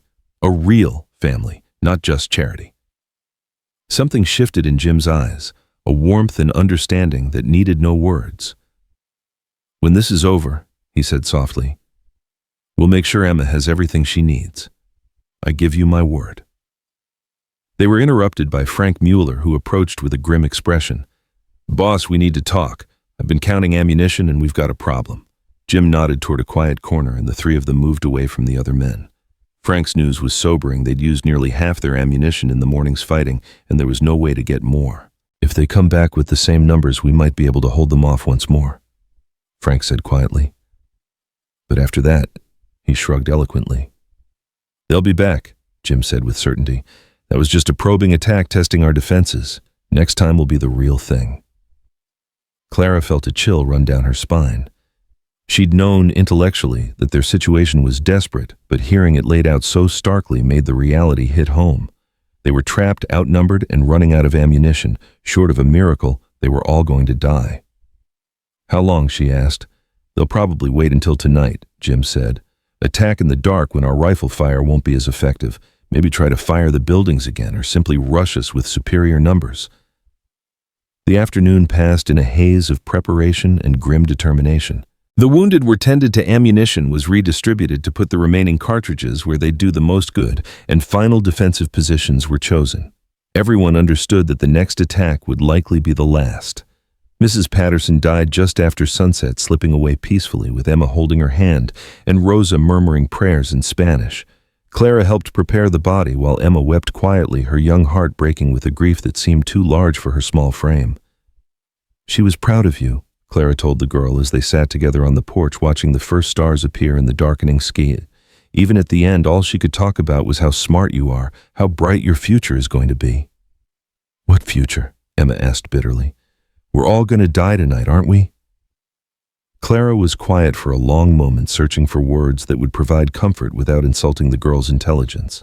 Emma was 13, old enough to understand the gravity of their situation, old enough to deserve honesty. "I don't know," Clara said finally, "but I know this: your mother didn't sacrifice everything to bring you here just so you could give up at the first sign of trouble. She believed in you, believed in the future we're all trying to build. That belief doesn't die just because she's gone." Emma wiped her eyes with the back of her hand. "Promise me something, Miss Clara." "What?" If something happens to you tonight, promise me you'll make sure someone knows about Mama, about what kind of person she was, how hard she worked, how much she loved me. I don't want her to just disappear like she never mattered." Clara felt tears spring to her own eyes. "I promise, Emma. But nothing's going to happen to me. We're going to get through this, and we're going to build that school, and you're going to help me teach in it. Your mother's story isn't over. It's just beginning a new chapter." As if summoned by their conversation, Jim appeared in the doorway. His face was grave, but there was something else in his expression, a hint of hope that made Clara's heart skip. "Emma, would you mind giving Miss Clara and me a moment alone?" he asked gently. The girl nodded and headed inside, leaving Clara and Jim alone on the porch. The night air was cool and sweet, filled with the scent of desert flowers and the distant sound of coyotes calling to each other across the darkness. "What is it?" Clara asked. Jim sat down beside her, close enough that she could feel the warmth radiating from his body. "I've been thinking about what you said earlier about Emma needing a family when this is over." "Yes. I've also been thinking about us, about what's been growing between us these past few days." Jim turned to face her fully, his dark eyes intense in the starlight. "Clara, I know we haven't known each other long, and I know this isn't exactly the most romantic setting, but—" He paused, seeming to gather his courage, then continued in a rush. "If we survive tonight, I want you to marry me, not just for Emma's sake, though she'd be like a daughter to us, but for us, for what we could build together." Clara's breath caught in her throat. She'd felt the growing connection between them, had sensed that Jim's feelings ran deeper than simple gratitude or attraction. But to hear him say it, to have him propose marriage after knowing her for less than a week— "Jim, she began, then stopped. What was she going to say? That it was too soon, that they barely knew each other? Those were the concerns of a different world, a safer world where people had the luxury of long courtships and careful consideration. This was the frontier where life and death decisions were made, in moments where you grabbed happiness when you found it, because tomorrow was never guaranteed. And the truth was, she'd never felt about anyone the way she felt about Jim Callahan. "Yes," she said simply. Jim's smile was like the sunrise, warm and bright and full of promise. "Yes. Yes, I'll marry you. If we survive tonight, if we can build the life we've been talking about, then yes, I can't think of anything I'd want more." Jim reached for her hands, taking them gently in his own. "I love you, Clara Whitfield. I think I started falling in love with you the moment I saw you fighting for your life in that desert. You're the strongest, bravest, most remarkable woman I've ever met." "I love you too." Clara whispered the words, feeling both strange and perfectly natural on her lips. I never thought I'd find someone who understood my dreams, who wanted to build them with me instead of asking me to give them up. Jim leaned forward and kissed her, then soft and gentle at first, then with growing passion. Clara felt the world fall away around them, felt all her fears and worries dissolve in the warmth of his embrace. For just a moment there were no Apache raiders, no desperate odds, no looming battle. There was only the two of them and the love that had bloomed between them like a flower in the desert. They were interrupted by the sound of rapid footsteps. Frank Mueller appeared around the corner of the house, his face urgent. "Boss, they're coming. Pete spotted signal fires on 3 different hilltops. Looks like they're coordinating for a major assault." Jim stood quickly, his hand moving automatically to check his weapons. "How long?" "Maybe an hour, maybe less. They're definitely planning something big." Clara rose as well, her heart hammering with a mixture of fear and determination. The final battle was about to begin, and everything they'd fought for hung in the balance. "All right," Jim said, his voice calm and steady despite the gravity of the situation. "You know what to do, Frank. Get everyone to their positions. This is what we've been preparing for." As Frank hurried away to organize the defenses, Jim turned back to Clara. "Last chance to change your mind about the root cellar." Clara shook her head firmly. "My place is with you and the others. Besides, someone needs to protect the children if the defenses are breached." Jim nodded, then pulled her close for one more quick, fierce embrace. "Whatever happens tonight, remember that I love you. Remember that what we've found together is worth fighting for." "I'll remember," Clara promised. "Now go, your people need you." As Jim strode away to take his position, Clara returned to the house to check on the children and prepare for what might be their final stand. She found them huddled together in the interior room, their young faces pale but determined. Even the smallest ones seemed to understand that something momentous was about to happen. Rosa appeared beside her carrying a rifle that looked comically large in her small hands. "The niños, they are safe here," she said quietly. "But if the bad men get inside, then we stop them," Clara said firmly. "Whatever it takes." The two women took positions near the children, their rifles loaded and ready.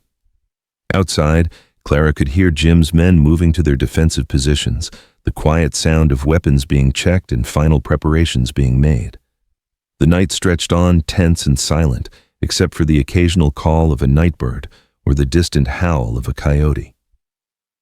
Clara found herself thinking about the strange journey that had brought her to this moment, the failed job in Copper Creek, the desperate walk across the desert, the collapse that had seemed like certain death only a week ago. If someone had told her then that she'd soon be preparing to fight Apache raiders while protecting a house full of children, she'd have thought them insane. But here she was, rifle in hand, ready to defend the life and love she'd found in this harsh but beautiful land. A sound from outside made her tense, the soft whistle that signaled the approach of hostile riders. Clara peered through a crack in the shutters and saw nothing at first, then gradually became aware of movement in the darkness. Shadows that didn't belong, the suggestion of mounted figures moving with deadly purpose. The attack began with a blood-curdling war cry that seemed to come from all directions at once. Apache warriors emerged from the darkness like demons, some on horseback, others on foot, all of them moving with the fluid grace of born fighters. Gunfire erupted from multiple points around the ranch, the muzzle flashes creating a deadly light show in the darkness. Clara could hear Jim's voice above the chaos calling out orders and encouragement to his men. The defenders were fighting with desperate courage, but they were heavily outnumbered and running low on ammunition. It was clear that this battle would be decided by determination and luck rather than superior firepower. A window at the front of the house exploded inward as a warrior tried to climb through. Clara raised her rifle and fired the shot, taking the Apache in the shoulder and spinning him backward into the darkness. She reloaded quickly, her hands steady despite the chaos around her. More warriors appeared at the windows, and Clara found herself fighting for her life and the lives of the children behind her. Rosa was beside her, the older woman proving to be a surprisingly effective fighter despite her small stature. Together they held the front of the house against multiple attempts to break in.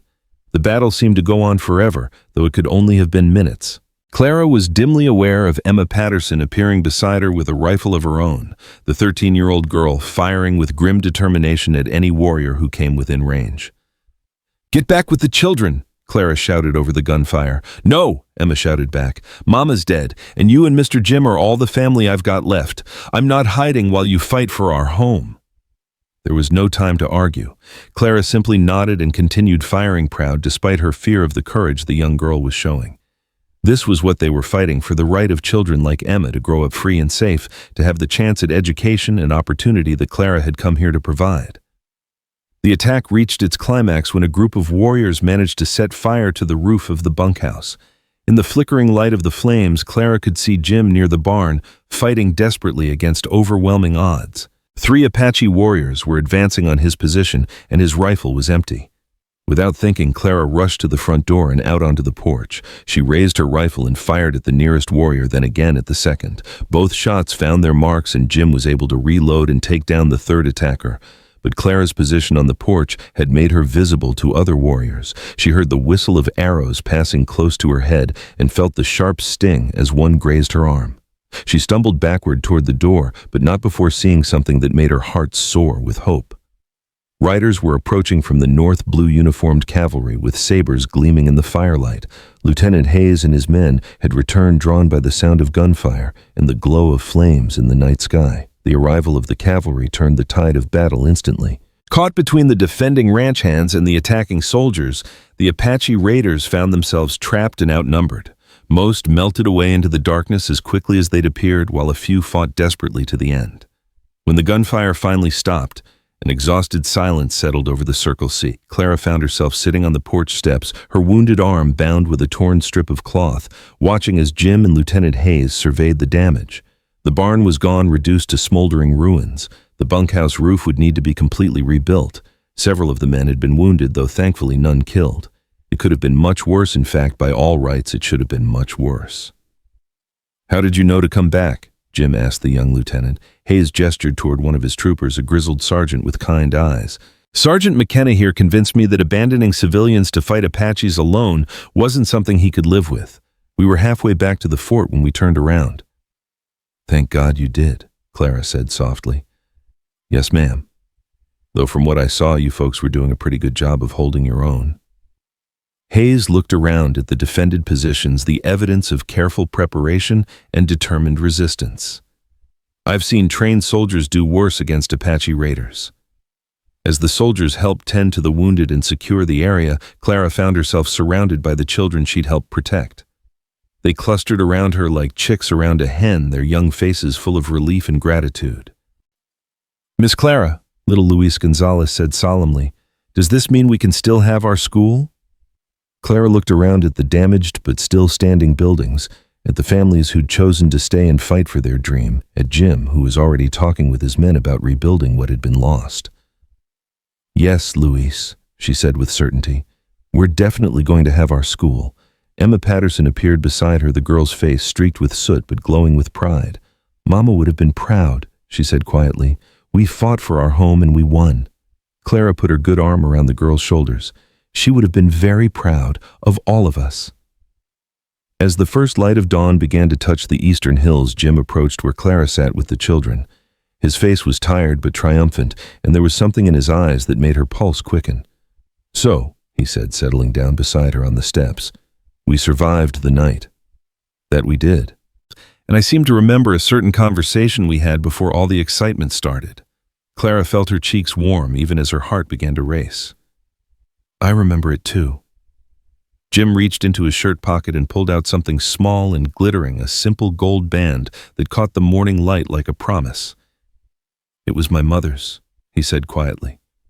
"The only thing of value my family ever owned. I've been carrying it for years, waiting for the right woman to give it to." He looked up at Clara, his dark eyes warm with love and hope. "Clara Whitfield, will you marry me? Will you help me build something beautiful from the ashes of what we've been through?" Clara looked around at the faces watching them, Rosa beaming with maternal pride, Emma grinning despite her recent loss, the other children wide-eyed with excitement at the prospect of witnessing a real proposal. These people had become her family. In the space of a week, had proven their loyalty and love in the most extreme circumstances imaginable. "Yes," she said, simply extending her hand so Jim could slip the ring onto her finger. "Yes, I'll marry you. I'll help you build our dream." The cheer that went up from the assembled crowd could probably be heard in Tombstone. Clara found herself swept up in Jim's embrace, kissing him, as the sunrise painted the sky in shades of gold and pink, surrounded by the people who'd chosen to stand and fight for the future they all believed in. As she looked out over the ranch that would soon be her home, Clara marveled at the journey that had brought her here. A week ago, she'd been a dying woman in the desert, her dreams seemingly at an end. Now she was surrounded by love and family, preparing to build the school she'd always dreamed of, engaged to a man who understood and supported her deepest aspirations. The desert had tried to kill her. Her Apache raiders had tried to destroy everything she'd come to care about, but somehow she'd not only survived, she'd found a life richer and more fulfilling than anything she'd ever dared to imagine. Emma Patterson tugged at her sleeve, bringing Clara back to the present moment. "Miss Clara," the girl said with a grin, "when are you and Mr. Jim going to get married? Because I think we should have the wedding right here at the ranch, and then we can start building our school right away." Clara laughed, the sound bright and joyful in the morning air. "Soon, Emma. Very soon. We've got a future to build."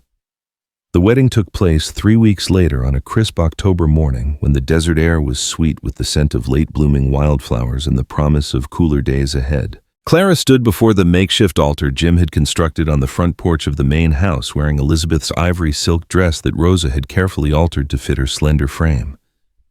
The dress was simple but elegant, with delicate pearl buttons and lace trim at the sleeves, and Clara felt beautiful in a way she'd never experienced before.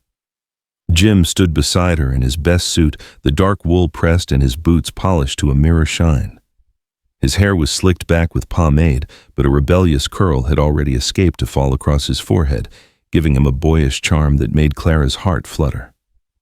When he looked at her, his dark eyes held such love and wonder that she felt tears prick her own eyes. The entire Circle C community had gathered for the ceremony. Lieutenant Hayes had ridden down from Fort Huachuca with a small detachment of soldiers, bringing with him a circuit judge who'd agreed to perform the service. The ranch hands stood in their finest clothes, their weathered faces beaming with joy for their boss and the woman who'd proven herself one of them during the Apache attack. The families clustered together, children fidgeting in their Sunday best, while their parents watched with the satisfied expressions of people witnessing the happy ending to a story they'd all helped write. Emma Patterson stood beside Clara as her maid of honor, the 13-year-old girl radiant in a blue dress that Rosa had sewn specially for the occasion. In the weeks since her mother's death, Emma had grown even closer to Clara, and the understanding between them went far deeper than teacher and student. Clara saw in Emma the daughter she might never have, while Emma had found in Clara the mother figure she'd lost. "Dearly beloved." Judge William Morrison began, his voice carrying clearly across the assembled crowd. "We are gathered here today to witness the union of James Patrick Callahan and Clara Elizabeth Whitfield in holy matrimony." Clara barely heard the familiar words. Her entire focus was on Jim's face, on the way he was looking at her as if she were the most precious thing in the world. She thought of the journey that had brought them to this moment, her desperate walk across the desert, her near death in the blazing sun, the miraculous appearance of this man who'd saved not just her life, but her very soul. "Do you, James Patrick Callahan, take Clara Elizabeth Whitfield to be your lawfully wedded wife, to have and to hold in sickness and in health, for richer or poorer, for better or worse, until death do you part?" Jim's voice was strong and clear as he answered, "I do with all my heart."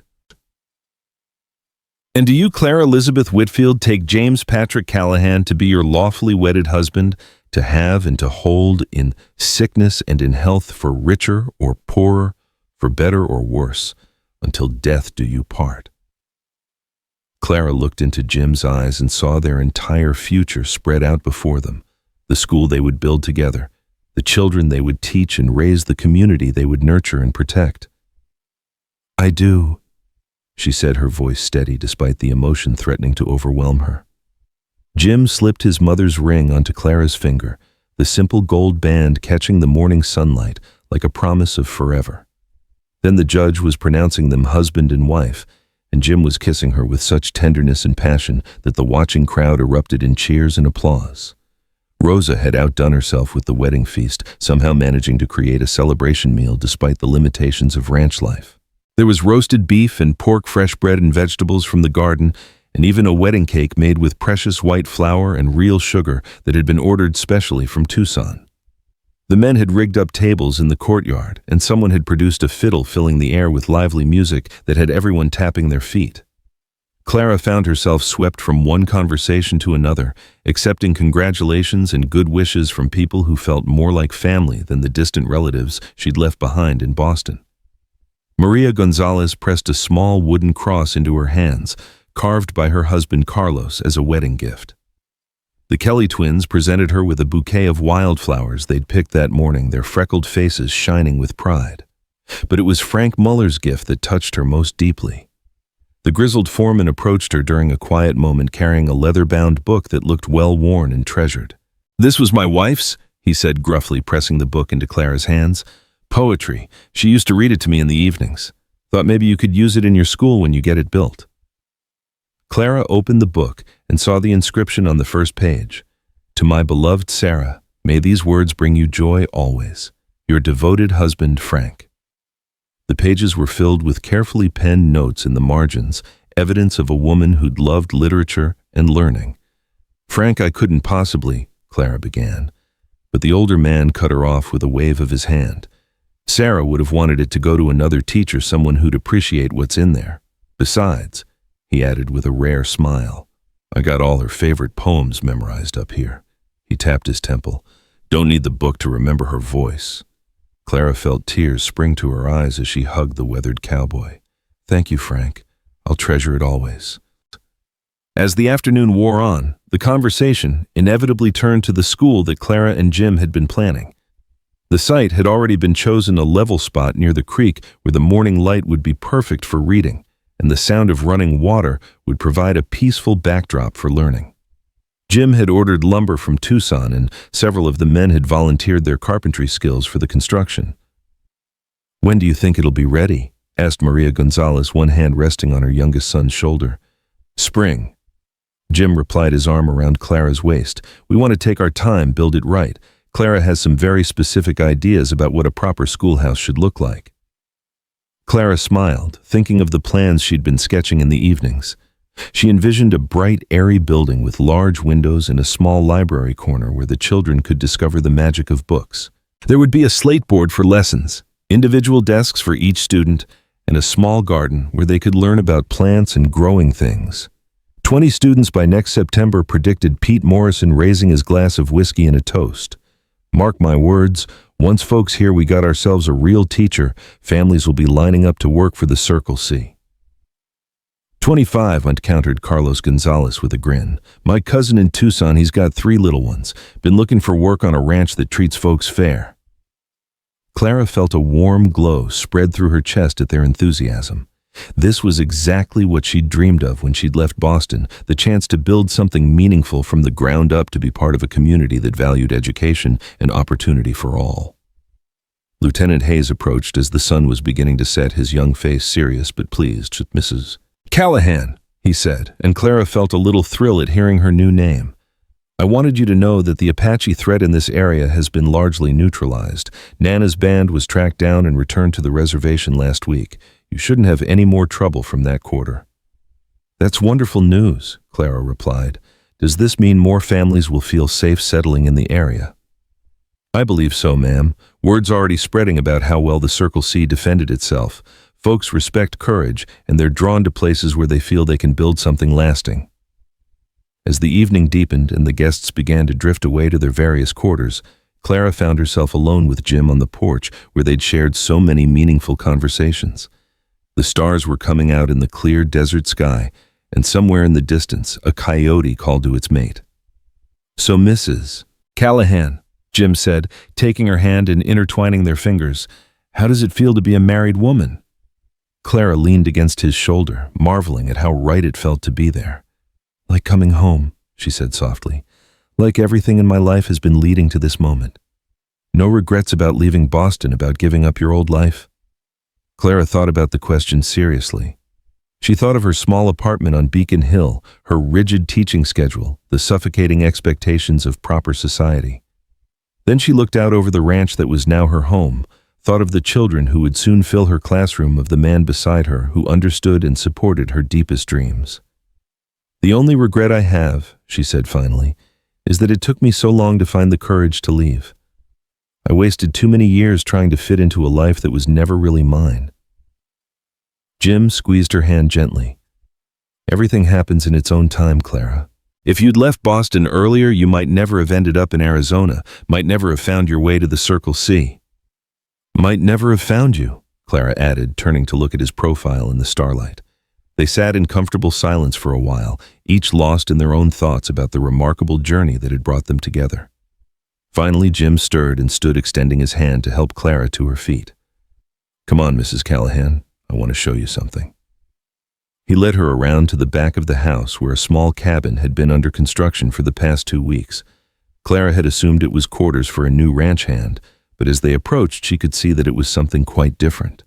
The cabin was larger than the others with a wide front porch and several rooms.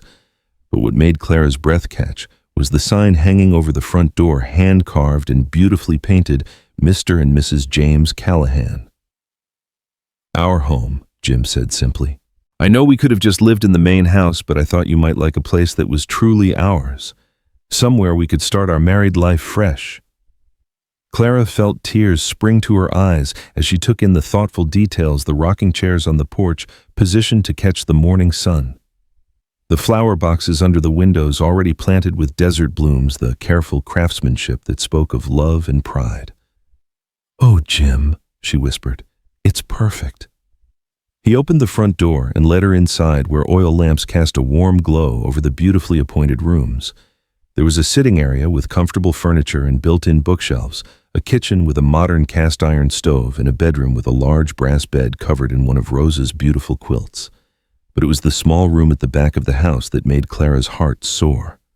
Jim had converted it into a study complete with a large desk positioned under a window that looked out toward the creek. The walls were lined with empty bookshelves, waiting to be filled with the volumes that would fuel her teaching and her own continued learning. "I thought you might need a place to prepare your lessons," Jim explained, watching her face carefully. "Somewhere quiet where you could plan and think and dream." Clara turned to face him, her heart so full of love and gratitude that she could barely speak. "How did you know? How did you understand exactly what I needed?" Jim reached for her hands, drawing her close. "Because I love you, Clara. Not just the woman you are now, but all the dreams and ambitions that make you who you are. I want to spend the rest of my life helping you become everything you're meant to be." Clara rose on her tiptoes and kissed him, then pouring all her love and hope and joy into that single moment of connection. When they finally broke apart, she rested her forehead against his and whispered, "I love you too, James Callahan," more than I ever thought possible. The next few months passed in a blur of activity and happiness. Construction on the schoolhouse began in earnest as soon as the lumber arrived from Tucson, with Jim and his men working whenever ranch duties allowed. Clara threw herself into the project with enthusiasm, consulting on every detail from the placement of windows to the height of the children's desks. Emma Patterson proved to be an invaluable assistant, showing a natural aptitude for organization and planning that impressed everyone who worked with her. The girl had adapted to life at the Circle C with remarkable resilience, and under Clara's guidance, her education progressed rapidly. By winter, she was reading at a level far beyond her years, and had begun helping Clara prepare materials for the other students. "Emma has the makings of a fine teacher herself," Clara told Jim one evening as they sat by the fire in their cozy cabin. "She has patience with the younger children and a real gift for explanation." But Jim looked up from the ranch ledgers he'd been reviewing. "Would you want her to follow in your footsteps?" "Only if it's what she wants," Clara replied. "But I think it might be. She lights up when she's helping with lessons, and she's asked me several times about what training she'd need to become a real teacher. We could arrange for her to attend the Teachers College in Denver when she's old enough," Jim suggested, "if that's the path she chooses." Clara felt a warm glow at his ready support for Emma's future. It was just one more example of the generosity and far-sightedness that made her love him more with each passing day. Winter brought its own challenges and rewards. The desert could be surprisingly cold, with occasional snow dusting the higher elevations and ice forming on the water troughs. But the cabin proved to be snug and warm, and Clara found a deep contentment in the domestic rhythms of married life. She and Rosa worked together to preserve vegetables from the summer garden, and Clara learned to cook meals that would satisfy hungry ranch hands while still providing proper nutrition for growing children. She discovered she had a talent for making bread, and the aroma of fresh loaves became a welcome constant in their home. Jim proved to be an attentive and loving husband, never failing to support Clara's educational goals while sharing the daily burdens and joys of ranch life. He often joined her in the study in the evenings reading while she prepared lessons or graded the practice work that Emma completed. Their conversations ranged from practical matters of ranch management to philosophical discussions about education and social progress. "I've been thinking about expanding the school program," Clara told him one snowy February evening. "Not just basic education, but practical skills too. The boys could learn carpentry and animal husbandry while the girls learned sewing and household management." Jim set down his book and gave her his full attention. "That's an excellent idea. Children need to be prepared for the realities of frontier life, not just book learning." "Exactly, and I was thinking we could offer evening classes for the adults too. Many of the ranch hands can barely read or write. It seems a shame to limit education to children when there are adults who could benefit just as much." "You want to teach the Cowboys to read?" Jim asked with amusement. "Why not? Frank Mueller is one of the smartest men I've ever met, but he struggles with written reports. Pete Morrison has a natural head for numbers, but can't do calculations on paper. Think how much more effective they could be with some basic education." Jim nodded slowly, his expression thoughtful. It would be challenging convincing grown men to admit they need schooling. "That's where you come in," Clara said with a smile. "If the boss expresses enthusiasm for education, the men will follow your lead." "Consider it done," Jim said without hesitation. "Whatever you need to make this work, you'll have my full support." As spring approached, excitement about the school reached fever pitch throughout the Circle C community. The building was nearly complete with fresh pine boards gleaming golden in the sunshine and real glass windows that sparkled like jewels. Inside, Clara had arranged the individual desks in neat rows, hung educational charts on the walls, and created a small library corner with the growing collection of books that seemed to arrive with every supply wagon from town. The first official day of school was set for the first Monday in April. Clara had prepared carefully, creating individual assessments to determine each child's current level and designing lesson plans that would challenge advanced students while bringing the beginners up to grade level. On the Sunday before school was to begin, the entire community gathered for a dedication ceremony. Judge Morrison had returned from Tucson specifically for the occasion, and Lieutenant Hayes rode down from Fort Huachuca with several of his men. Even some neighboring ranchers had made the journey to see the Circle C's remarkable achievement. Clara stood before the assembled crowd wearing her best blue dress and feeling more nervous than she had on her wedding day. This was the culmination of everything she'd worked toward, the realization of dreams that had sustained her through the darkest moments of her journey west. My friends," she began, her voice carrying clearly across the courtyard. "When I first came to Arizona Territory, I was a lost woman with nothing but hope and determination to sustain me. I thought I was coming here to teach, but I've learned that the frontier has much to teach all of us." She paused, looking out at the faces of the people who'd become her family. Education isn't just about reading and writing and arithmetic, though those skills are certainly important. It's about opening minds to possibility, about giving people the tools they need to build better lives for themselves and their communities. Clara's gaze found Jim's in the crowd, and she drew strength from his loving smile. The Circle C School represents more than just a building where children will learn their lessons. It represents our faith in the future, our belief that knowledge and opportunity should be available to everyone regardless of their background or circumstances. She gestured toward the small but proud schoolhouse behind her. "This school belongs to all of us. It was built with your labor, funded by your sacrifice, and will be sustained by your continued support. The children who learn here will grow up to be leaders and builders, people who will shape the future of Arizona Territory and beyond." The applause that greeted her words was thunderous, and Clara felt tears of joy spring to her eyes. Jim stepped forward and took her hand, his own, eyes bright with pride and love. "I think," he said, his voice carrying easily across the crowd, "that Mrs. Callahan has said everything that needs to be said. Except this, the Circle C School is now officially open and classes will begin tomorrow morning at 8 o'clock sharp." The crowd erupted in cheers, and children who'd been waiting impatiently for this moment began running toward the schoolhouse, eager to explore their new learning environment. Parents followed more sedately, but their excitement was no less genuine as they examined the desks where their children would sit, the books they would read, the maps and charts that would expand their understanding of the world. That evening, as Clara and Jim sat on their porch watching the last light fade from the desert sky, she reflected on the incredible journey that had brought her to this moment. Less than a year ago, she'd been a dying woman in the desert, her dreams seemingly at an end. Now she was a wife, a teacher, and a founding member of a community that valued education and opportunity above all else. "Nervous about tomorrow?" Jim asked, taking her hand in his. Clara considered the question honestly. "A little," she admitted. "It's one thing to plan and prepare, but quite another to actually stand in front of a classroom full of children and begin the real work of teaching." "You'll be wonderful," Jim said with absolute confidence. "Those children are lucky to have you." "I hope so.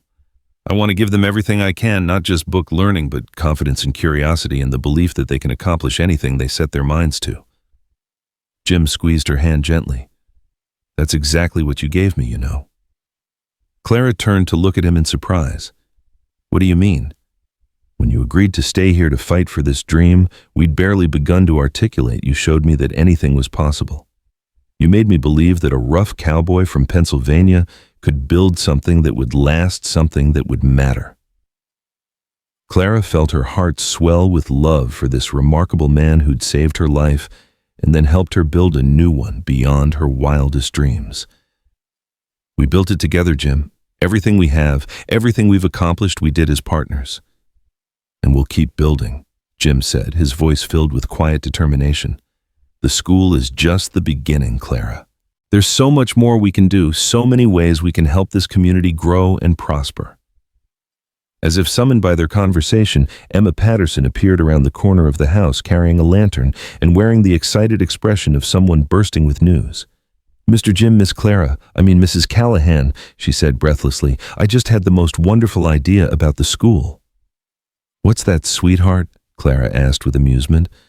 "Well, I was thinking about what you said about evening classes for the adults, and I wondered what if we had special events too, like spelling bees and poetry, recitations, and maybe even theatrical performances." Clara exchanged a delighted glance with Jim.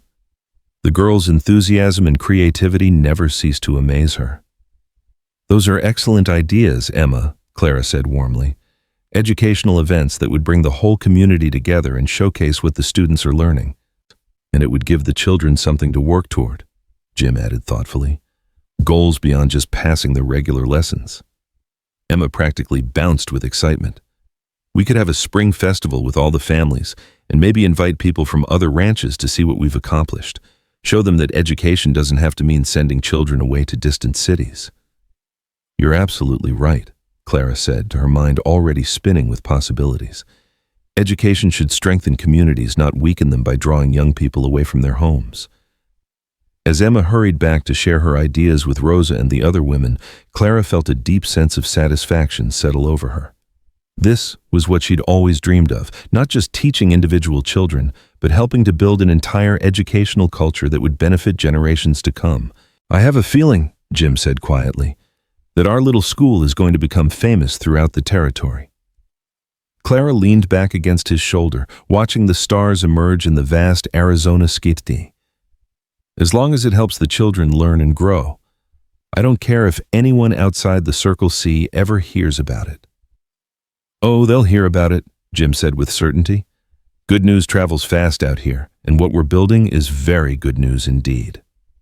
The next morning dawned clear and bright with a crisp spring breeze that carried the scent of desert flowers and new growth. Clara woke before sunrise, too excited to sleep, and spent the early hours making final preparations for her first day as the official teacher of the Circle C school.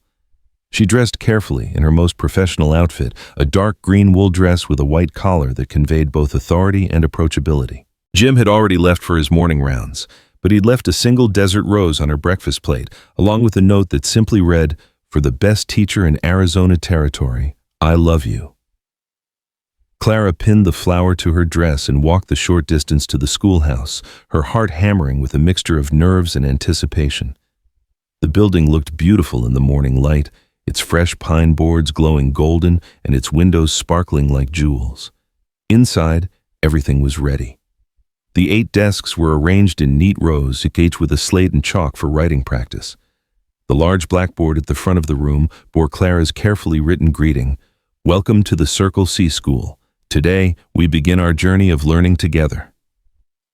At exactly 8 o'clock, the first students began arriving. Luis Gonzalez, now 8 years old, led his siblings into the room with the serious expression of someone who understood the importance of the occasion.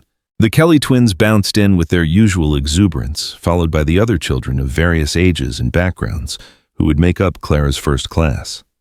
Emma Patterson arrived last, her role as assistant teacher requiring her to help the younger children get settled. At 13, she was mature beyond her years and had proven herself invaluable during the months of preparation. "Good morning, students," Clara said, her voice steady despite the emotion threatening to overwhelm her.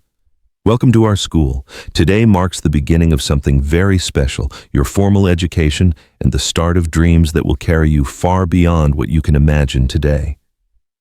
She looked out at the eager young faces before her and felt a deep sense of purpose settle into her bones. This was her calling, her contribution to the future of the frontier. These children would grow up to be leaders and builders, teachers and innovators, all because someone had cared enough to give them the tools of learning. "Now then," Clara continued with a warm smile, "let's begin with introductions. I want each of you to tell me your name, your age, and one thing you hope to learn in our school this year." As the children began to share their hopes and dreams, to read every book in the library, to learn enough arithmetic to help with the ranch accounts, to write letters to relatives back east, Clara felt the last pieces of her new life clicking into place. She was Clara Callahan now, wife to a man who understood and supported her dreams. Teacher to children who hungered for knowledge and founding, member of a community built on the radical notion that education and opportunity should be available to everyone. The scared young woman who'd collapsed in the desert nearly a year ago was gone, replaced by someone stronger, wiser, and more determined than she'd ever imagined possible.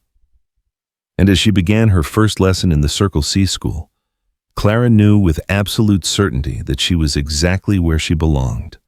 The first year of the Circle C School exceeded even Clara's most optimistic expectations. By Christmas of 1888, what had begun as a class of 8 students had grown to 15, with new families arriving at the ranch, specifically because word had spread about the quality education their children could receive. Clara stood at the window of the schoolhouse on a crisp December morning, watching her students practice their Christmas pageant in the courtyard.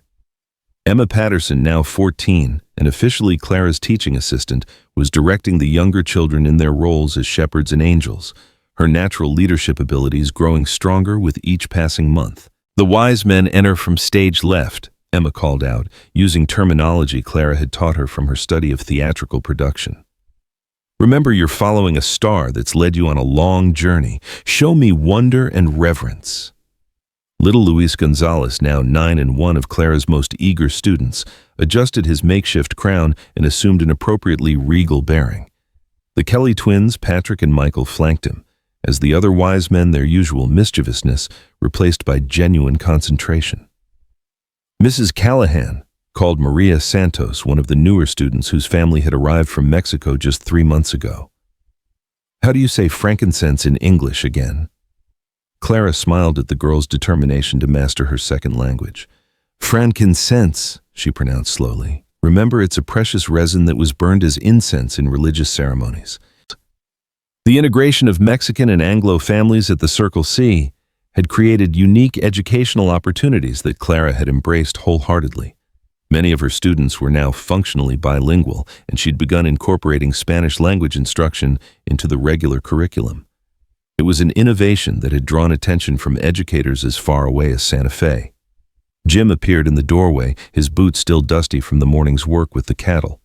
Despite the demands of ranch management, he made it a point to visit the school at least once each day, his interest in the children's progress genuine and unwavering.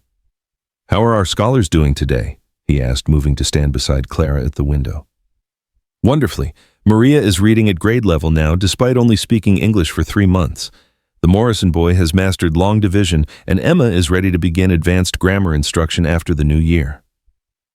Jim's expression filled with pride. And their teacher? How is she managing with twice the students she expected? Clara leaned into her husband's warmth, marveling, as always, at how naturally they fit together. Their teacher is exactly where she belongs, though I must admit I'm grateful for Emma's help. She has a real gift for connecting with the younger children. Have you given any more thought to her future? Jim asked quietly. The teacher's college in Denver would be lucky to have her. I've written to them, Clara admitted.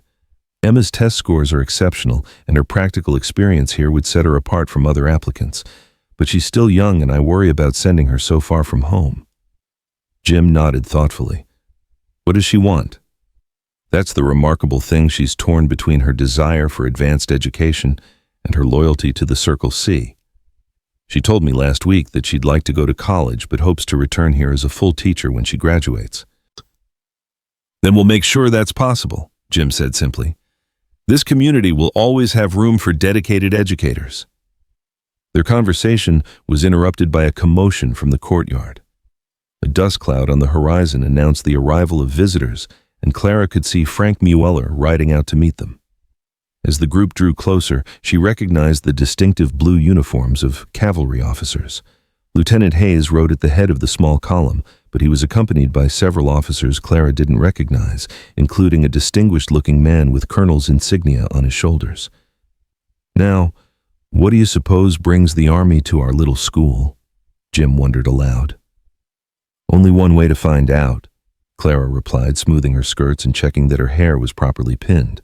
Despite her years on the frontier, she still felt a flutter of nervousness when important visitors arrived unexpectedly. They walked out to greet the officers as Frank Mueller led them into the ranch compound. Lieutenant Hayes dismounted, first his young face beaming with enthusiasm. Mrs. Callahan, Mr. Callahan, he said formally, may I present Colonel Benjamin Hayes, no relation, from the Department of Arizona headquarters in Prescott, and Captain William Sherman from the Bureau of Indian Affairs. The colonel was a man in his 50s with steel-gray hair and intelligent blue eyes that seemed to take in everything around him with military precision. Captain Sherman was younger, perhaps 40, with the kind of earnest expression that spoke of someone genuinely committed to his work. Colonel Hayes. Captain Sherman, Jim said, stepping forward to shake hands. Welcome to the Circle C. To what do we owe the pleasure of your visit? Colonel Hayes smiled, his stern features softening slightly. We've come to see your famous school, Mr. Callahan. Word has reached all the way to territorial headquarters about the innovative educational program you've established here. Clara felt a mixture of pride and apprehension. I hope our reputation hasn't been exaggerated, Colonel. On the contrary, Mrs. Callahan, Captain Sherman interjected, from what Lieutenant Hayes has told us, you may have understated your achievements. We're particularly interested in your success with multicultural education and adult literacy programs. Would you like a tour of the facilities? Clara offered, glancing at Jim for confirmation. The children are practicing for their Christmas pageant, but I'd be happy to show you around. The next hour was both exhilarating and nerve-wracking as Clara led the officers through the school, explaining her teaching methods and educational philosophy. Colonel Hayes asked penetrating questions about curriculum design and student assessment, while Captain Sherman focused on the integration of Mexican and Anglo students.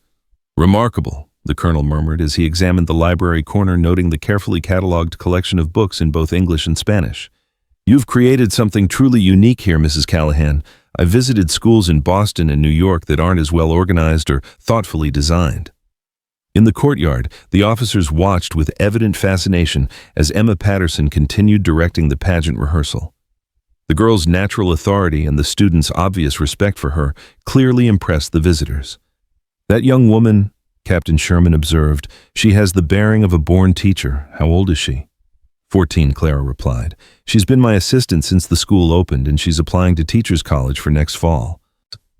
Colonel Hayes turned to study Clara with new interest. You're training your own replacement.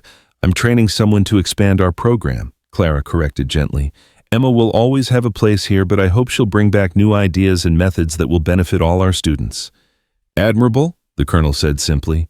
The visit concluded with an invitation for the officers to stay for lunch, which Rosa had somehow managed to expand into a feast suitable for important guests.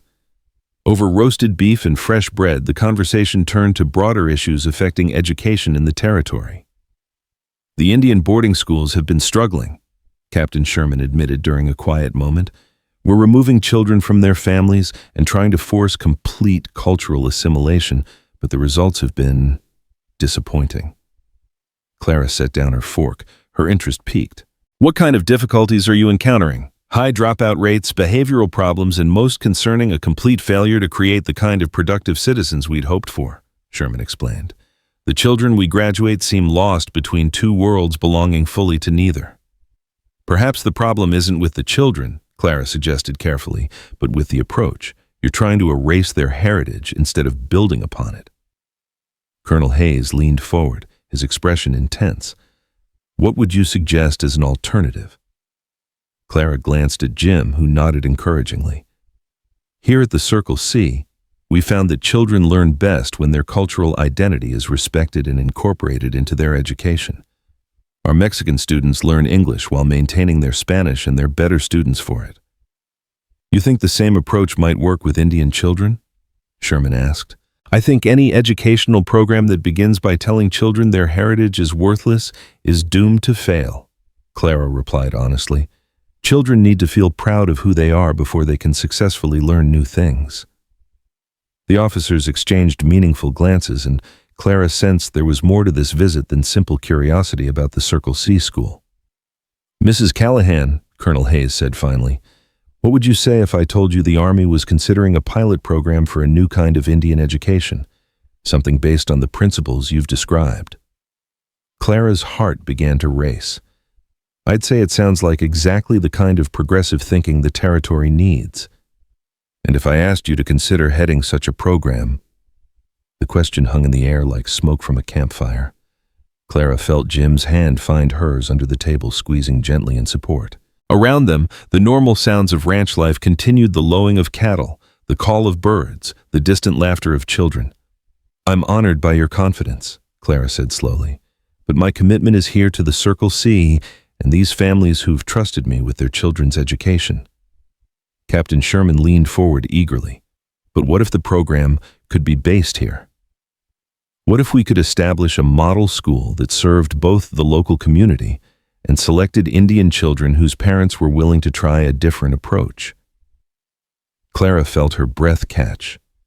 The possibility he was describing could revolutionize education throughout the Southwest, creating a new model for intercultural learning that preserved heritage while providing practical skills for the modern world.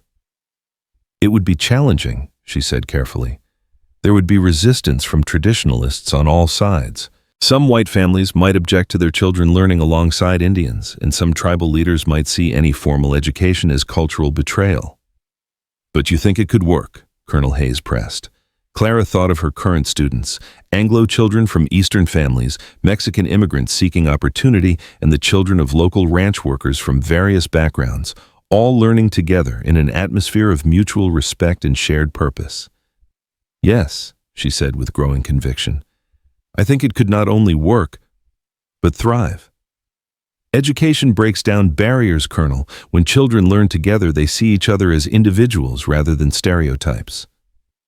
The conversation continued through the afternoon, with the officers outlining their vision for a pilot program that would bring together children from multiple cultural backgrounds in an experimental educational setting. The Circle C would serve as the base, with additional facilities constructed to accommodate a larger student body. "Funding wouldn't be an issue," Colonel Hayes assured them. "The territorial government is very interested in innovative approaches to education and cultural integration. You'd have resources you've only dreamed of." As the officers prepared to depart, they left Clara and Jim with a formal proposal to consider and a promise to return in 2 weeks for their answer. That evening, Clara and Jim sat on their porch as they had so many times before, watching the stars emerge in the clear desert sky. But tonight, the familiar routine was charged with the weight of a decision that could change their lives forever. "What are you thinking?" Jim asked quietly. Clara rocked slowly, organizing her thoughts. "I'm thinking about why I came west in the first place. I wanted to make a difference, to build something meaningful. This opportunity could impact hundreds of children, maybe thousands." "And what else are you thinking?" "I'm thinking about what we already have here. The The children who trust me, the families who've built their lives around this school, the community we've all created together. Clara turned to look at her husband in the starlight. What do you think we should do? Jim was quiet for a long moment, his gaze fixed on the distant hills. I think, he said finally, that we should do what we've always done, what's best for the children. Even if it means everything changes. Clara, everything's been changing since the day you arrived here. The question isn't whether to embrace change, but how to guide it in the right direction. The next morning brought unexpected visitors who would help clarify their decision. Emma Patterson approached Clara during the morning recess, her face glowing with excitement. Mrs. Callahan, there's someone here to see you, someone very special. Clara looked toward the schoolhouse entrance and felt her heart skip a beat. An elderly Apache woman stood in the doorway, flanked by a younger man who was clearly her son. Both were dressed in a mixture of traditional and modern clothing, and there was a dignity in their bearing that commanded immediate respect. I am Maria Begay, the woman said in careful English, her voice carrying the weight of authority. This is my son Thomas. We have heard of this school where children learn respect for all peoples. Clara stepped forward instinctively, sensing the importance of this moment. Welcome to the Circle C School. I'm Clara Callahan, the teacher here. My grandson. Maria Begay continued, gesturing toward a boy of perhaps 10 who hung back shyly behind his father. Needs to learn the white man's ways, but not at the cost of forgetting his own people. Clara felt her pulse quicken. What brings you to us, Mrs. Begay? Thomas. Begay stepped forward, his English more fluent than his mother's. We heard you teach children of all backgrounds together, that you respect different ways of knowing. He paused, studying Clara's face intently. We want to see if this is true. The next hour was one of the most meaningful in Clara's teaching career. She led the Begay family through the school, explaining her methods and philosophy, while Maria Begay observed everything with sharp, intelligent eyes. The elderly woman asked penetrating questions about curriculum and cultural sensitivity, clearly evaluating whether this white teacher could be trusted with an Apache child's education. The breakthrough came when they reached the library corner. Maria Begay noticed a book of Southwestern folklore that included several Apache legends respectfully retold and beautifully illustrated. You teach the old stories? She asked, surprise evident in her voice. All stories have wisdom, Clara replied simply. Children learn best when they can connect new knowledge to things they already understand.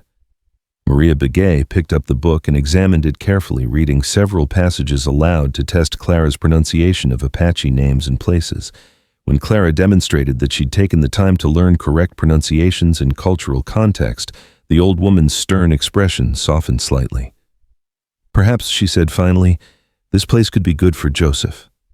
The boy. Joseph stepped forward at his grandmother's words, his dark eyes bright with intelligence and curiosity. Would I have to cut my hair? He asked quietly. Clara knelt to his eye level, understanding instinctively that this question carried enormous weight. Your hair is part of who you are, Joseph. We don't change who people are here, we help them become more of who they're meant to be.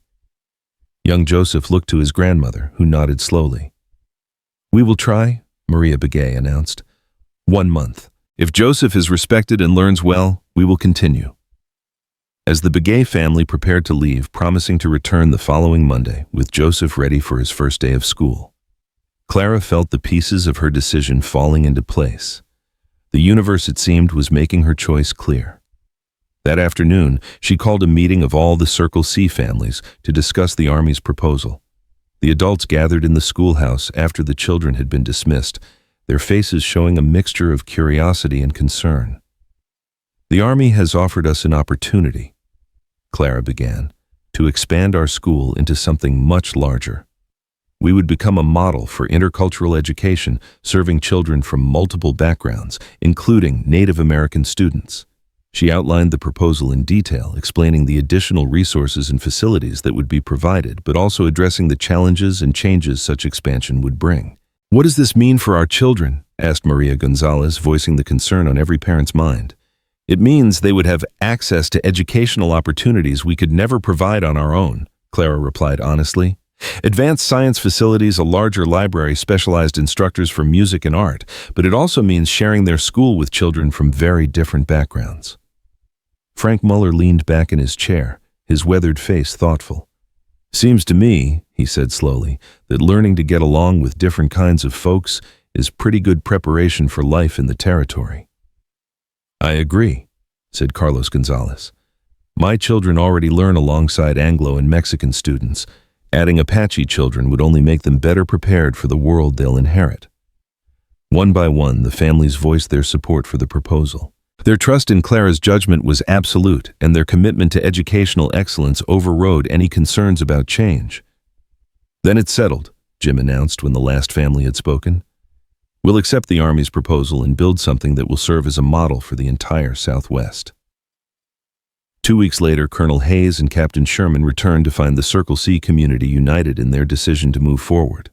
The formal agreements were signed in the schoolhouse with Emma Patterson serving as one of the witnesses, her first official act as a future educator.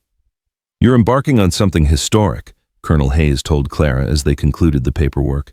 "This pilot program could change how we approach education and cultural integration throughout the territories." Clara nodded, feeling the weight of responsibility settle on her shoulders. "We'll do our best to prove that education can unite rather than divide." Construction of the expanded facilities began immediately with skilled craftsmen arriving from Tucson and Phoenix to build dormitories, additional classrooms, and specialized learning spaces. The Circle C buzzed with activity as the community prepared for its transformation into a regional educational center. Emma Patterson threw herself into the expansion preparations with characteristic enthusiasm, helping Clara develop new curriculum materials and training protocols. Her acceptance letter from the Teachers College in Denver had arrived just the week before, but the excitement of the new program made her upcoming departure bittersweet. "I wish I could stay to see how it all develops," Emma confided as she and Clara organized supplies in the new science laboratory. "This is going to be the most important educational experiment in the territory." "And you'll be part of it," Clara assured her. "The training you receive in Denver will help you contribute even more when you return. We're building something that will last for generations, Emma. There will always be a place for you here." The first group of Native American students arrived in September of 1889, just as the aspens in the high country were beginning to turn gold. 5 children from 3 different tribes, Apache, Navajo, and Pima, accompanied by tribal representatives who would monitor the program's progress. Joseph Begay was among them, his grandmother Maria having decided after his successful trial month that the Circle C offered her grandson opportunities that couldn't be found anywhere else. The boy had adapted quickly to the school routine while maintaining his cultural identity, becoming a bridge between the established students and the newer arrivals. Clara stood in the expanded schoolhouse on that first morning, looking out at 22 students, representing a remarkable diversity of backgrounds and experiences. Anglo children from ranch families sat alongside Mexican immigrants, while Native American students added their own perspectives to classroom discussions. "Today, we begin a new chapter," Clara announced, her voice carrying clearly across the room. "Not just for our school, but for education throughout the American Southwest. You are pioneers, every one of you, proving that learning has no boundaries and knowledge belongs to all peoples." Young Joseph Begay raised his hand. "Mrs. Callahan, will you teach us Apache words like you teach Spanish words?" Clara smiled, her heart swelling with pride at the boy's question. "Yes, Joseph. We'll learn from each other's languages and traditions because wisdom comes from many sources." Emma Patterson, now serving as assistant teacher in her final year before college, stepped forward with a map of North America. "Who can show us where their family came from originally?" she asked, and hands shot up around the room as students eagerly prepared to share their heritage. As the lessons began, that first day of the new program, Clara felt a deep sense of fulfillment. This was education, as she'd always envisioned it, inclusive, respectful, and transformative. The scared young woman who'd collapsed in the desert 5 years ago had become someone she'd never dared imagine, a pioneer in progressive education, a builder of bridges between cultures, a woman whose work would influence generations of children. Over the following months, the success of the Circle C program attracted attention from educators across the nation. Visitors came from as far away as Washington, D.C. and Boston to observe the innovative teaching methods and remarkable outcomes. Articles appeared in educational journals, and Clara found herself corresponding with reformers and theorists, who saw in her work a model for the future of American education. But the true measure of success wasn't found in publications or official recognition. It was found in moments like the Christmas pageant of 1889, when Joseph Begay played one of the wise men alongside Patrick Kelly and Luis Gonzalez, their different backgrounds forgotten in their shared excitement about performing for their families. It was found in the friendship between Maria Santos and Annie Yazzie, a Navajo girl who helped Maria practice her English, while Maria taught Annie traditional Mexican folk songs. It was found in the science experiments conducted by students who approached problems from entirely different cultural perspectives, creating solutions none of them could have developed alone.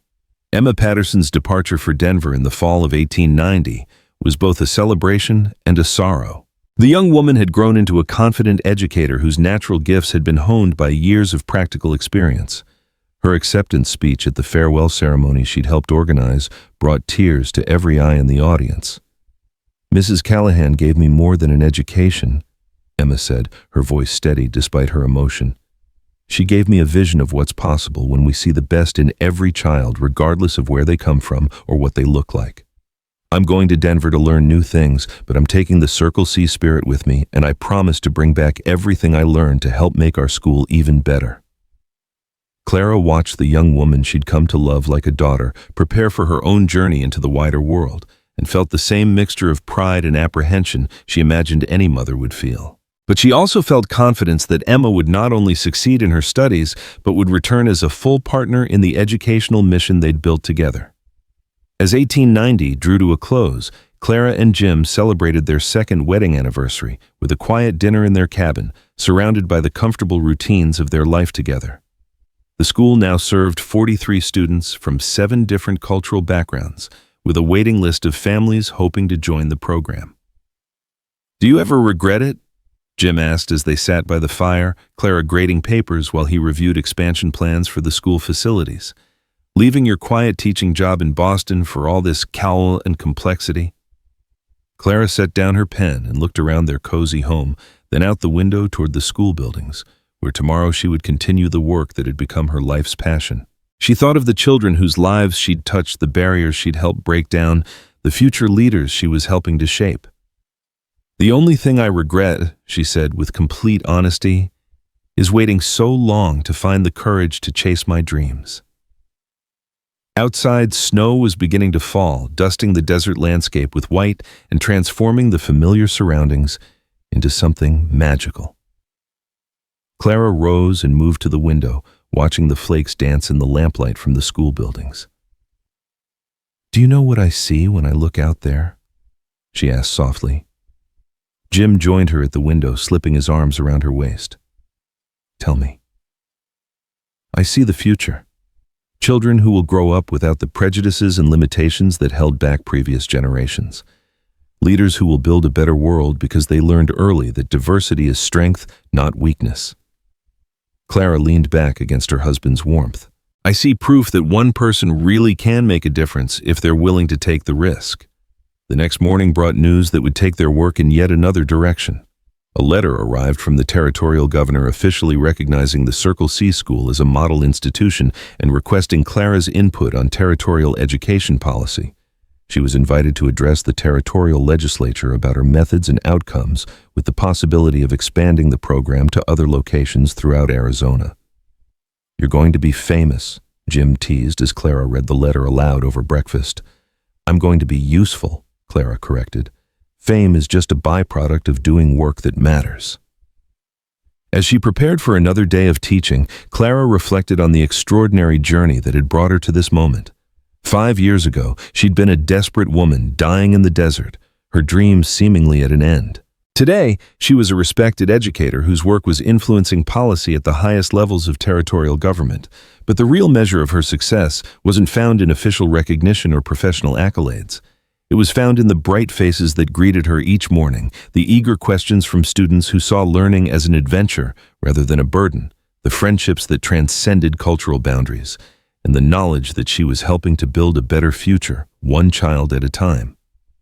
The bell rang across the courtyard, calling students to their morning lessons. Clara straightened her shoulders. picked up her lesson plans and walked toward the school building, where 43 young minds waited to discover what wonders the day would bring. Behind her, Jim watched from their cabin door, his face glowing with pride and love for the remarkable woman who'd transformed not just their community, but the very concept of what education could accomplish on the frontier. As Clara entered her classroom and began the day's lessons, she carried with her the absolute certainty that she was exactly where she belonged, doing exactly what she was meant to do. The frightened young woman who'd collapsed in the Arizona desert had become a force for change, a builder of dreams and living proof that sometimes the most extraordinary lives begin with the courage to take a single desperate step into the unknown. The circle was complete, but the story would continue for generations to come in the lives of the children she taught and the educators she inspired. Clara Callahan had found her purpose, built her legacy, and in doing so had helped create a new model for what American education could become in a rapidly changing world.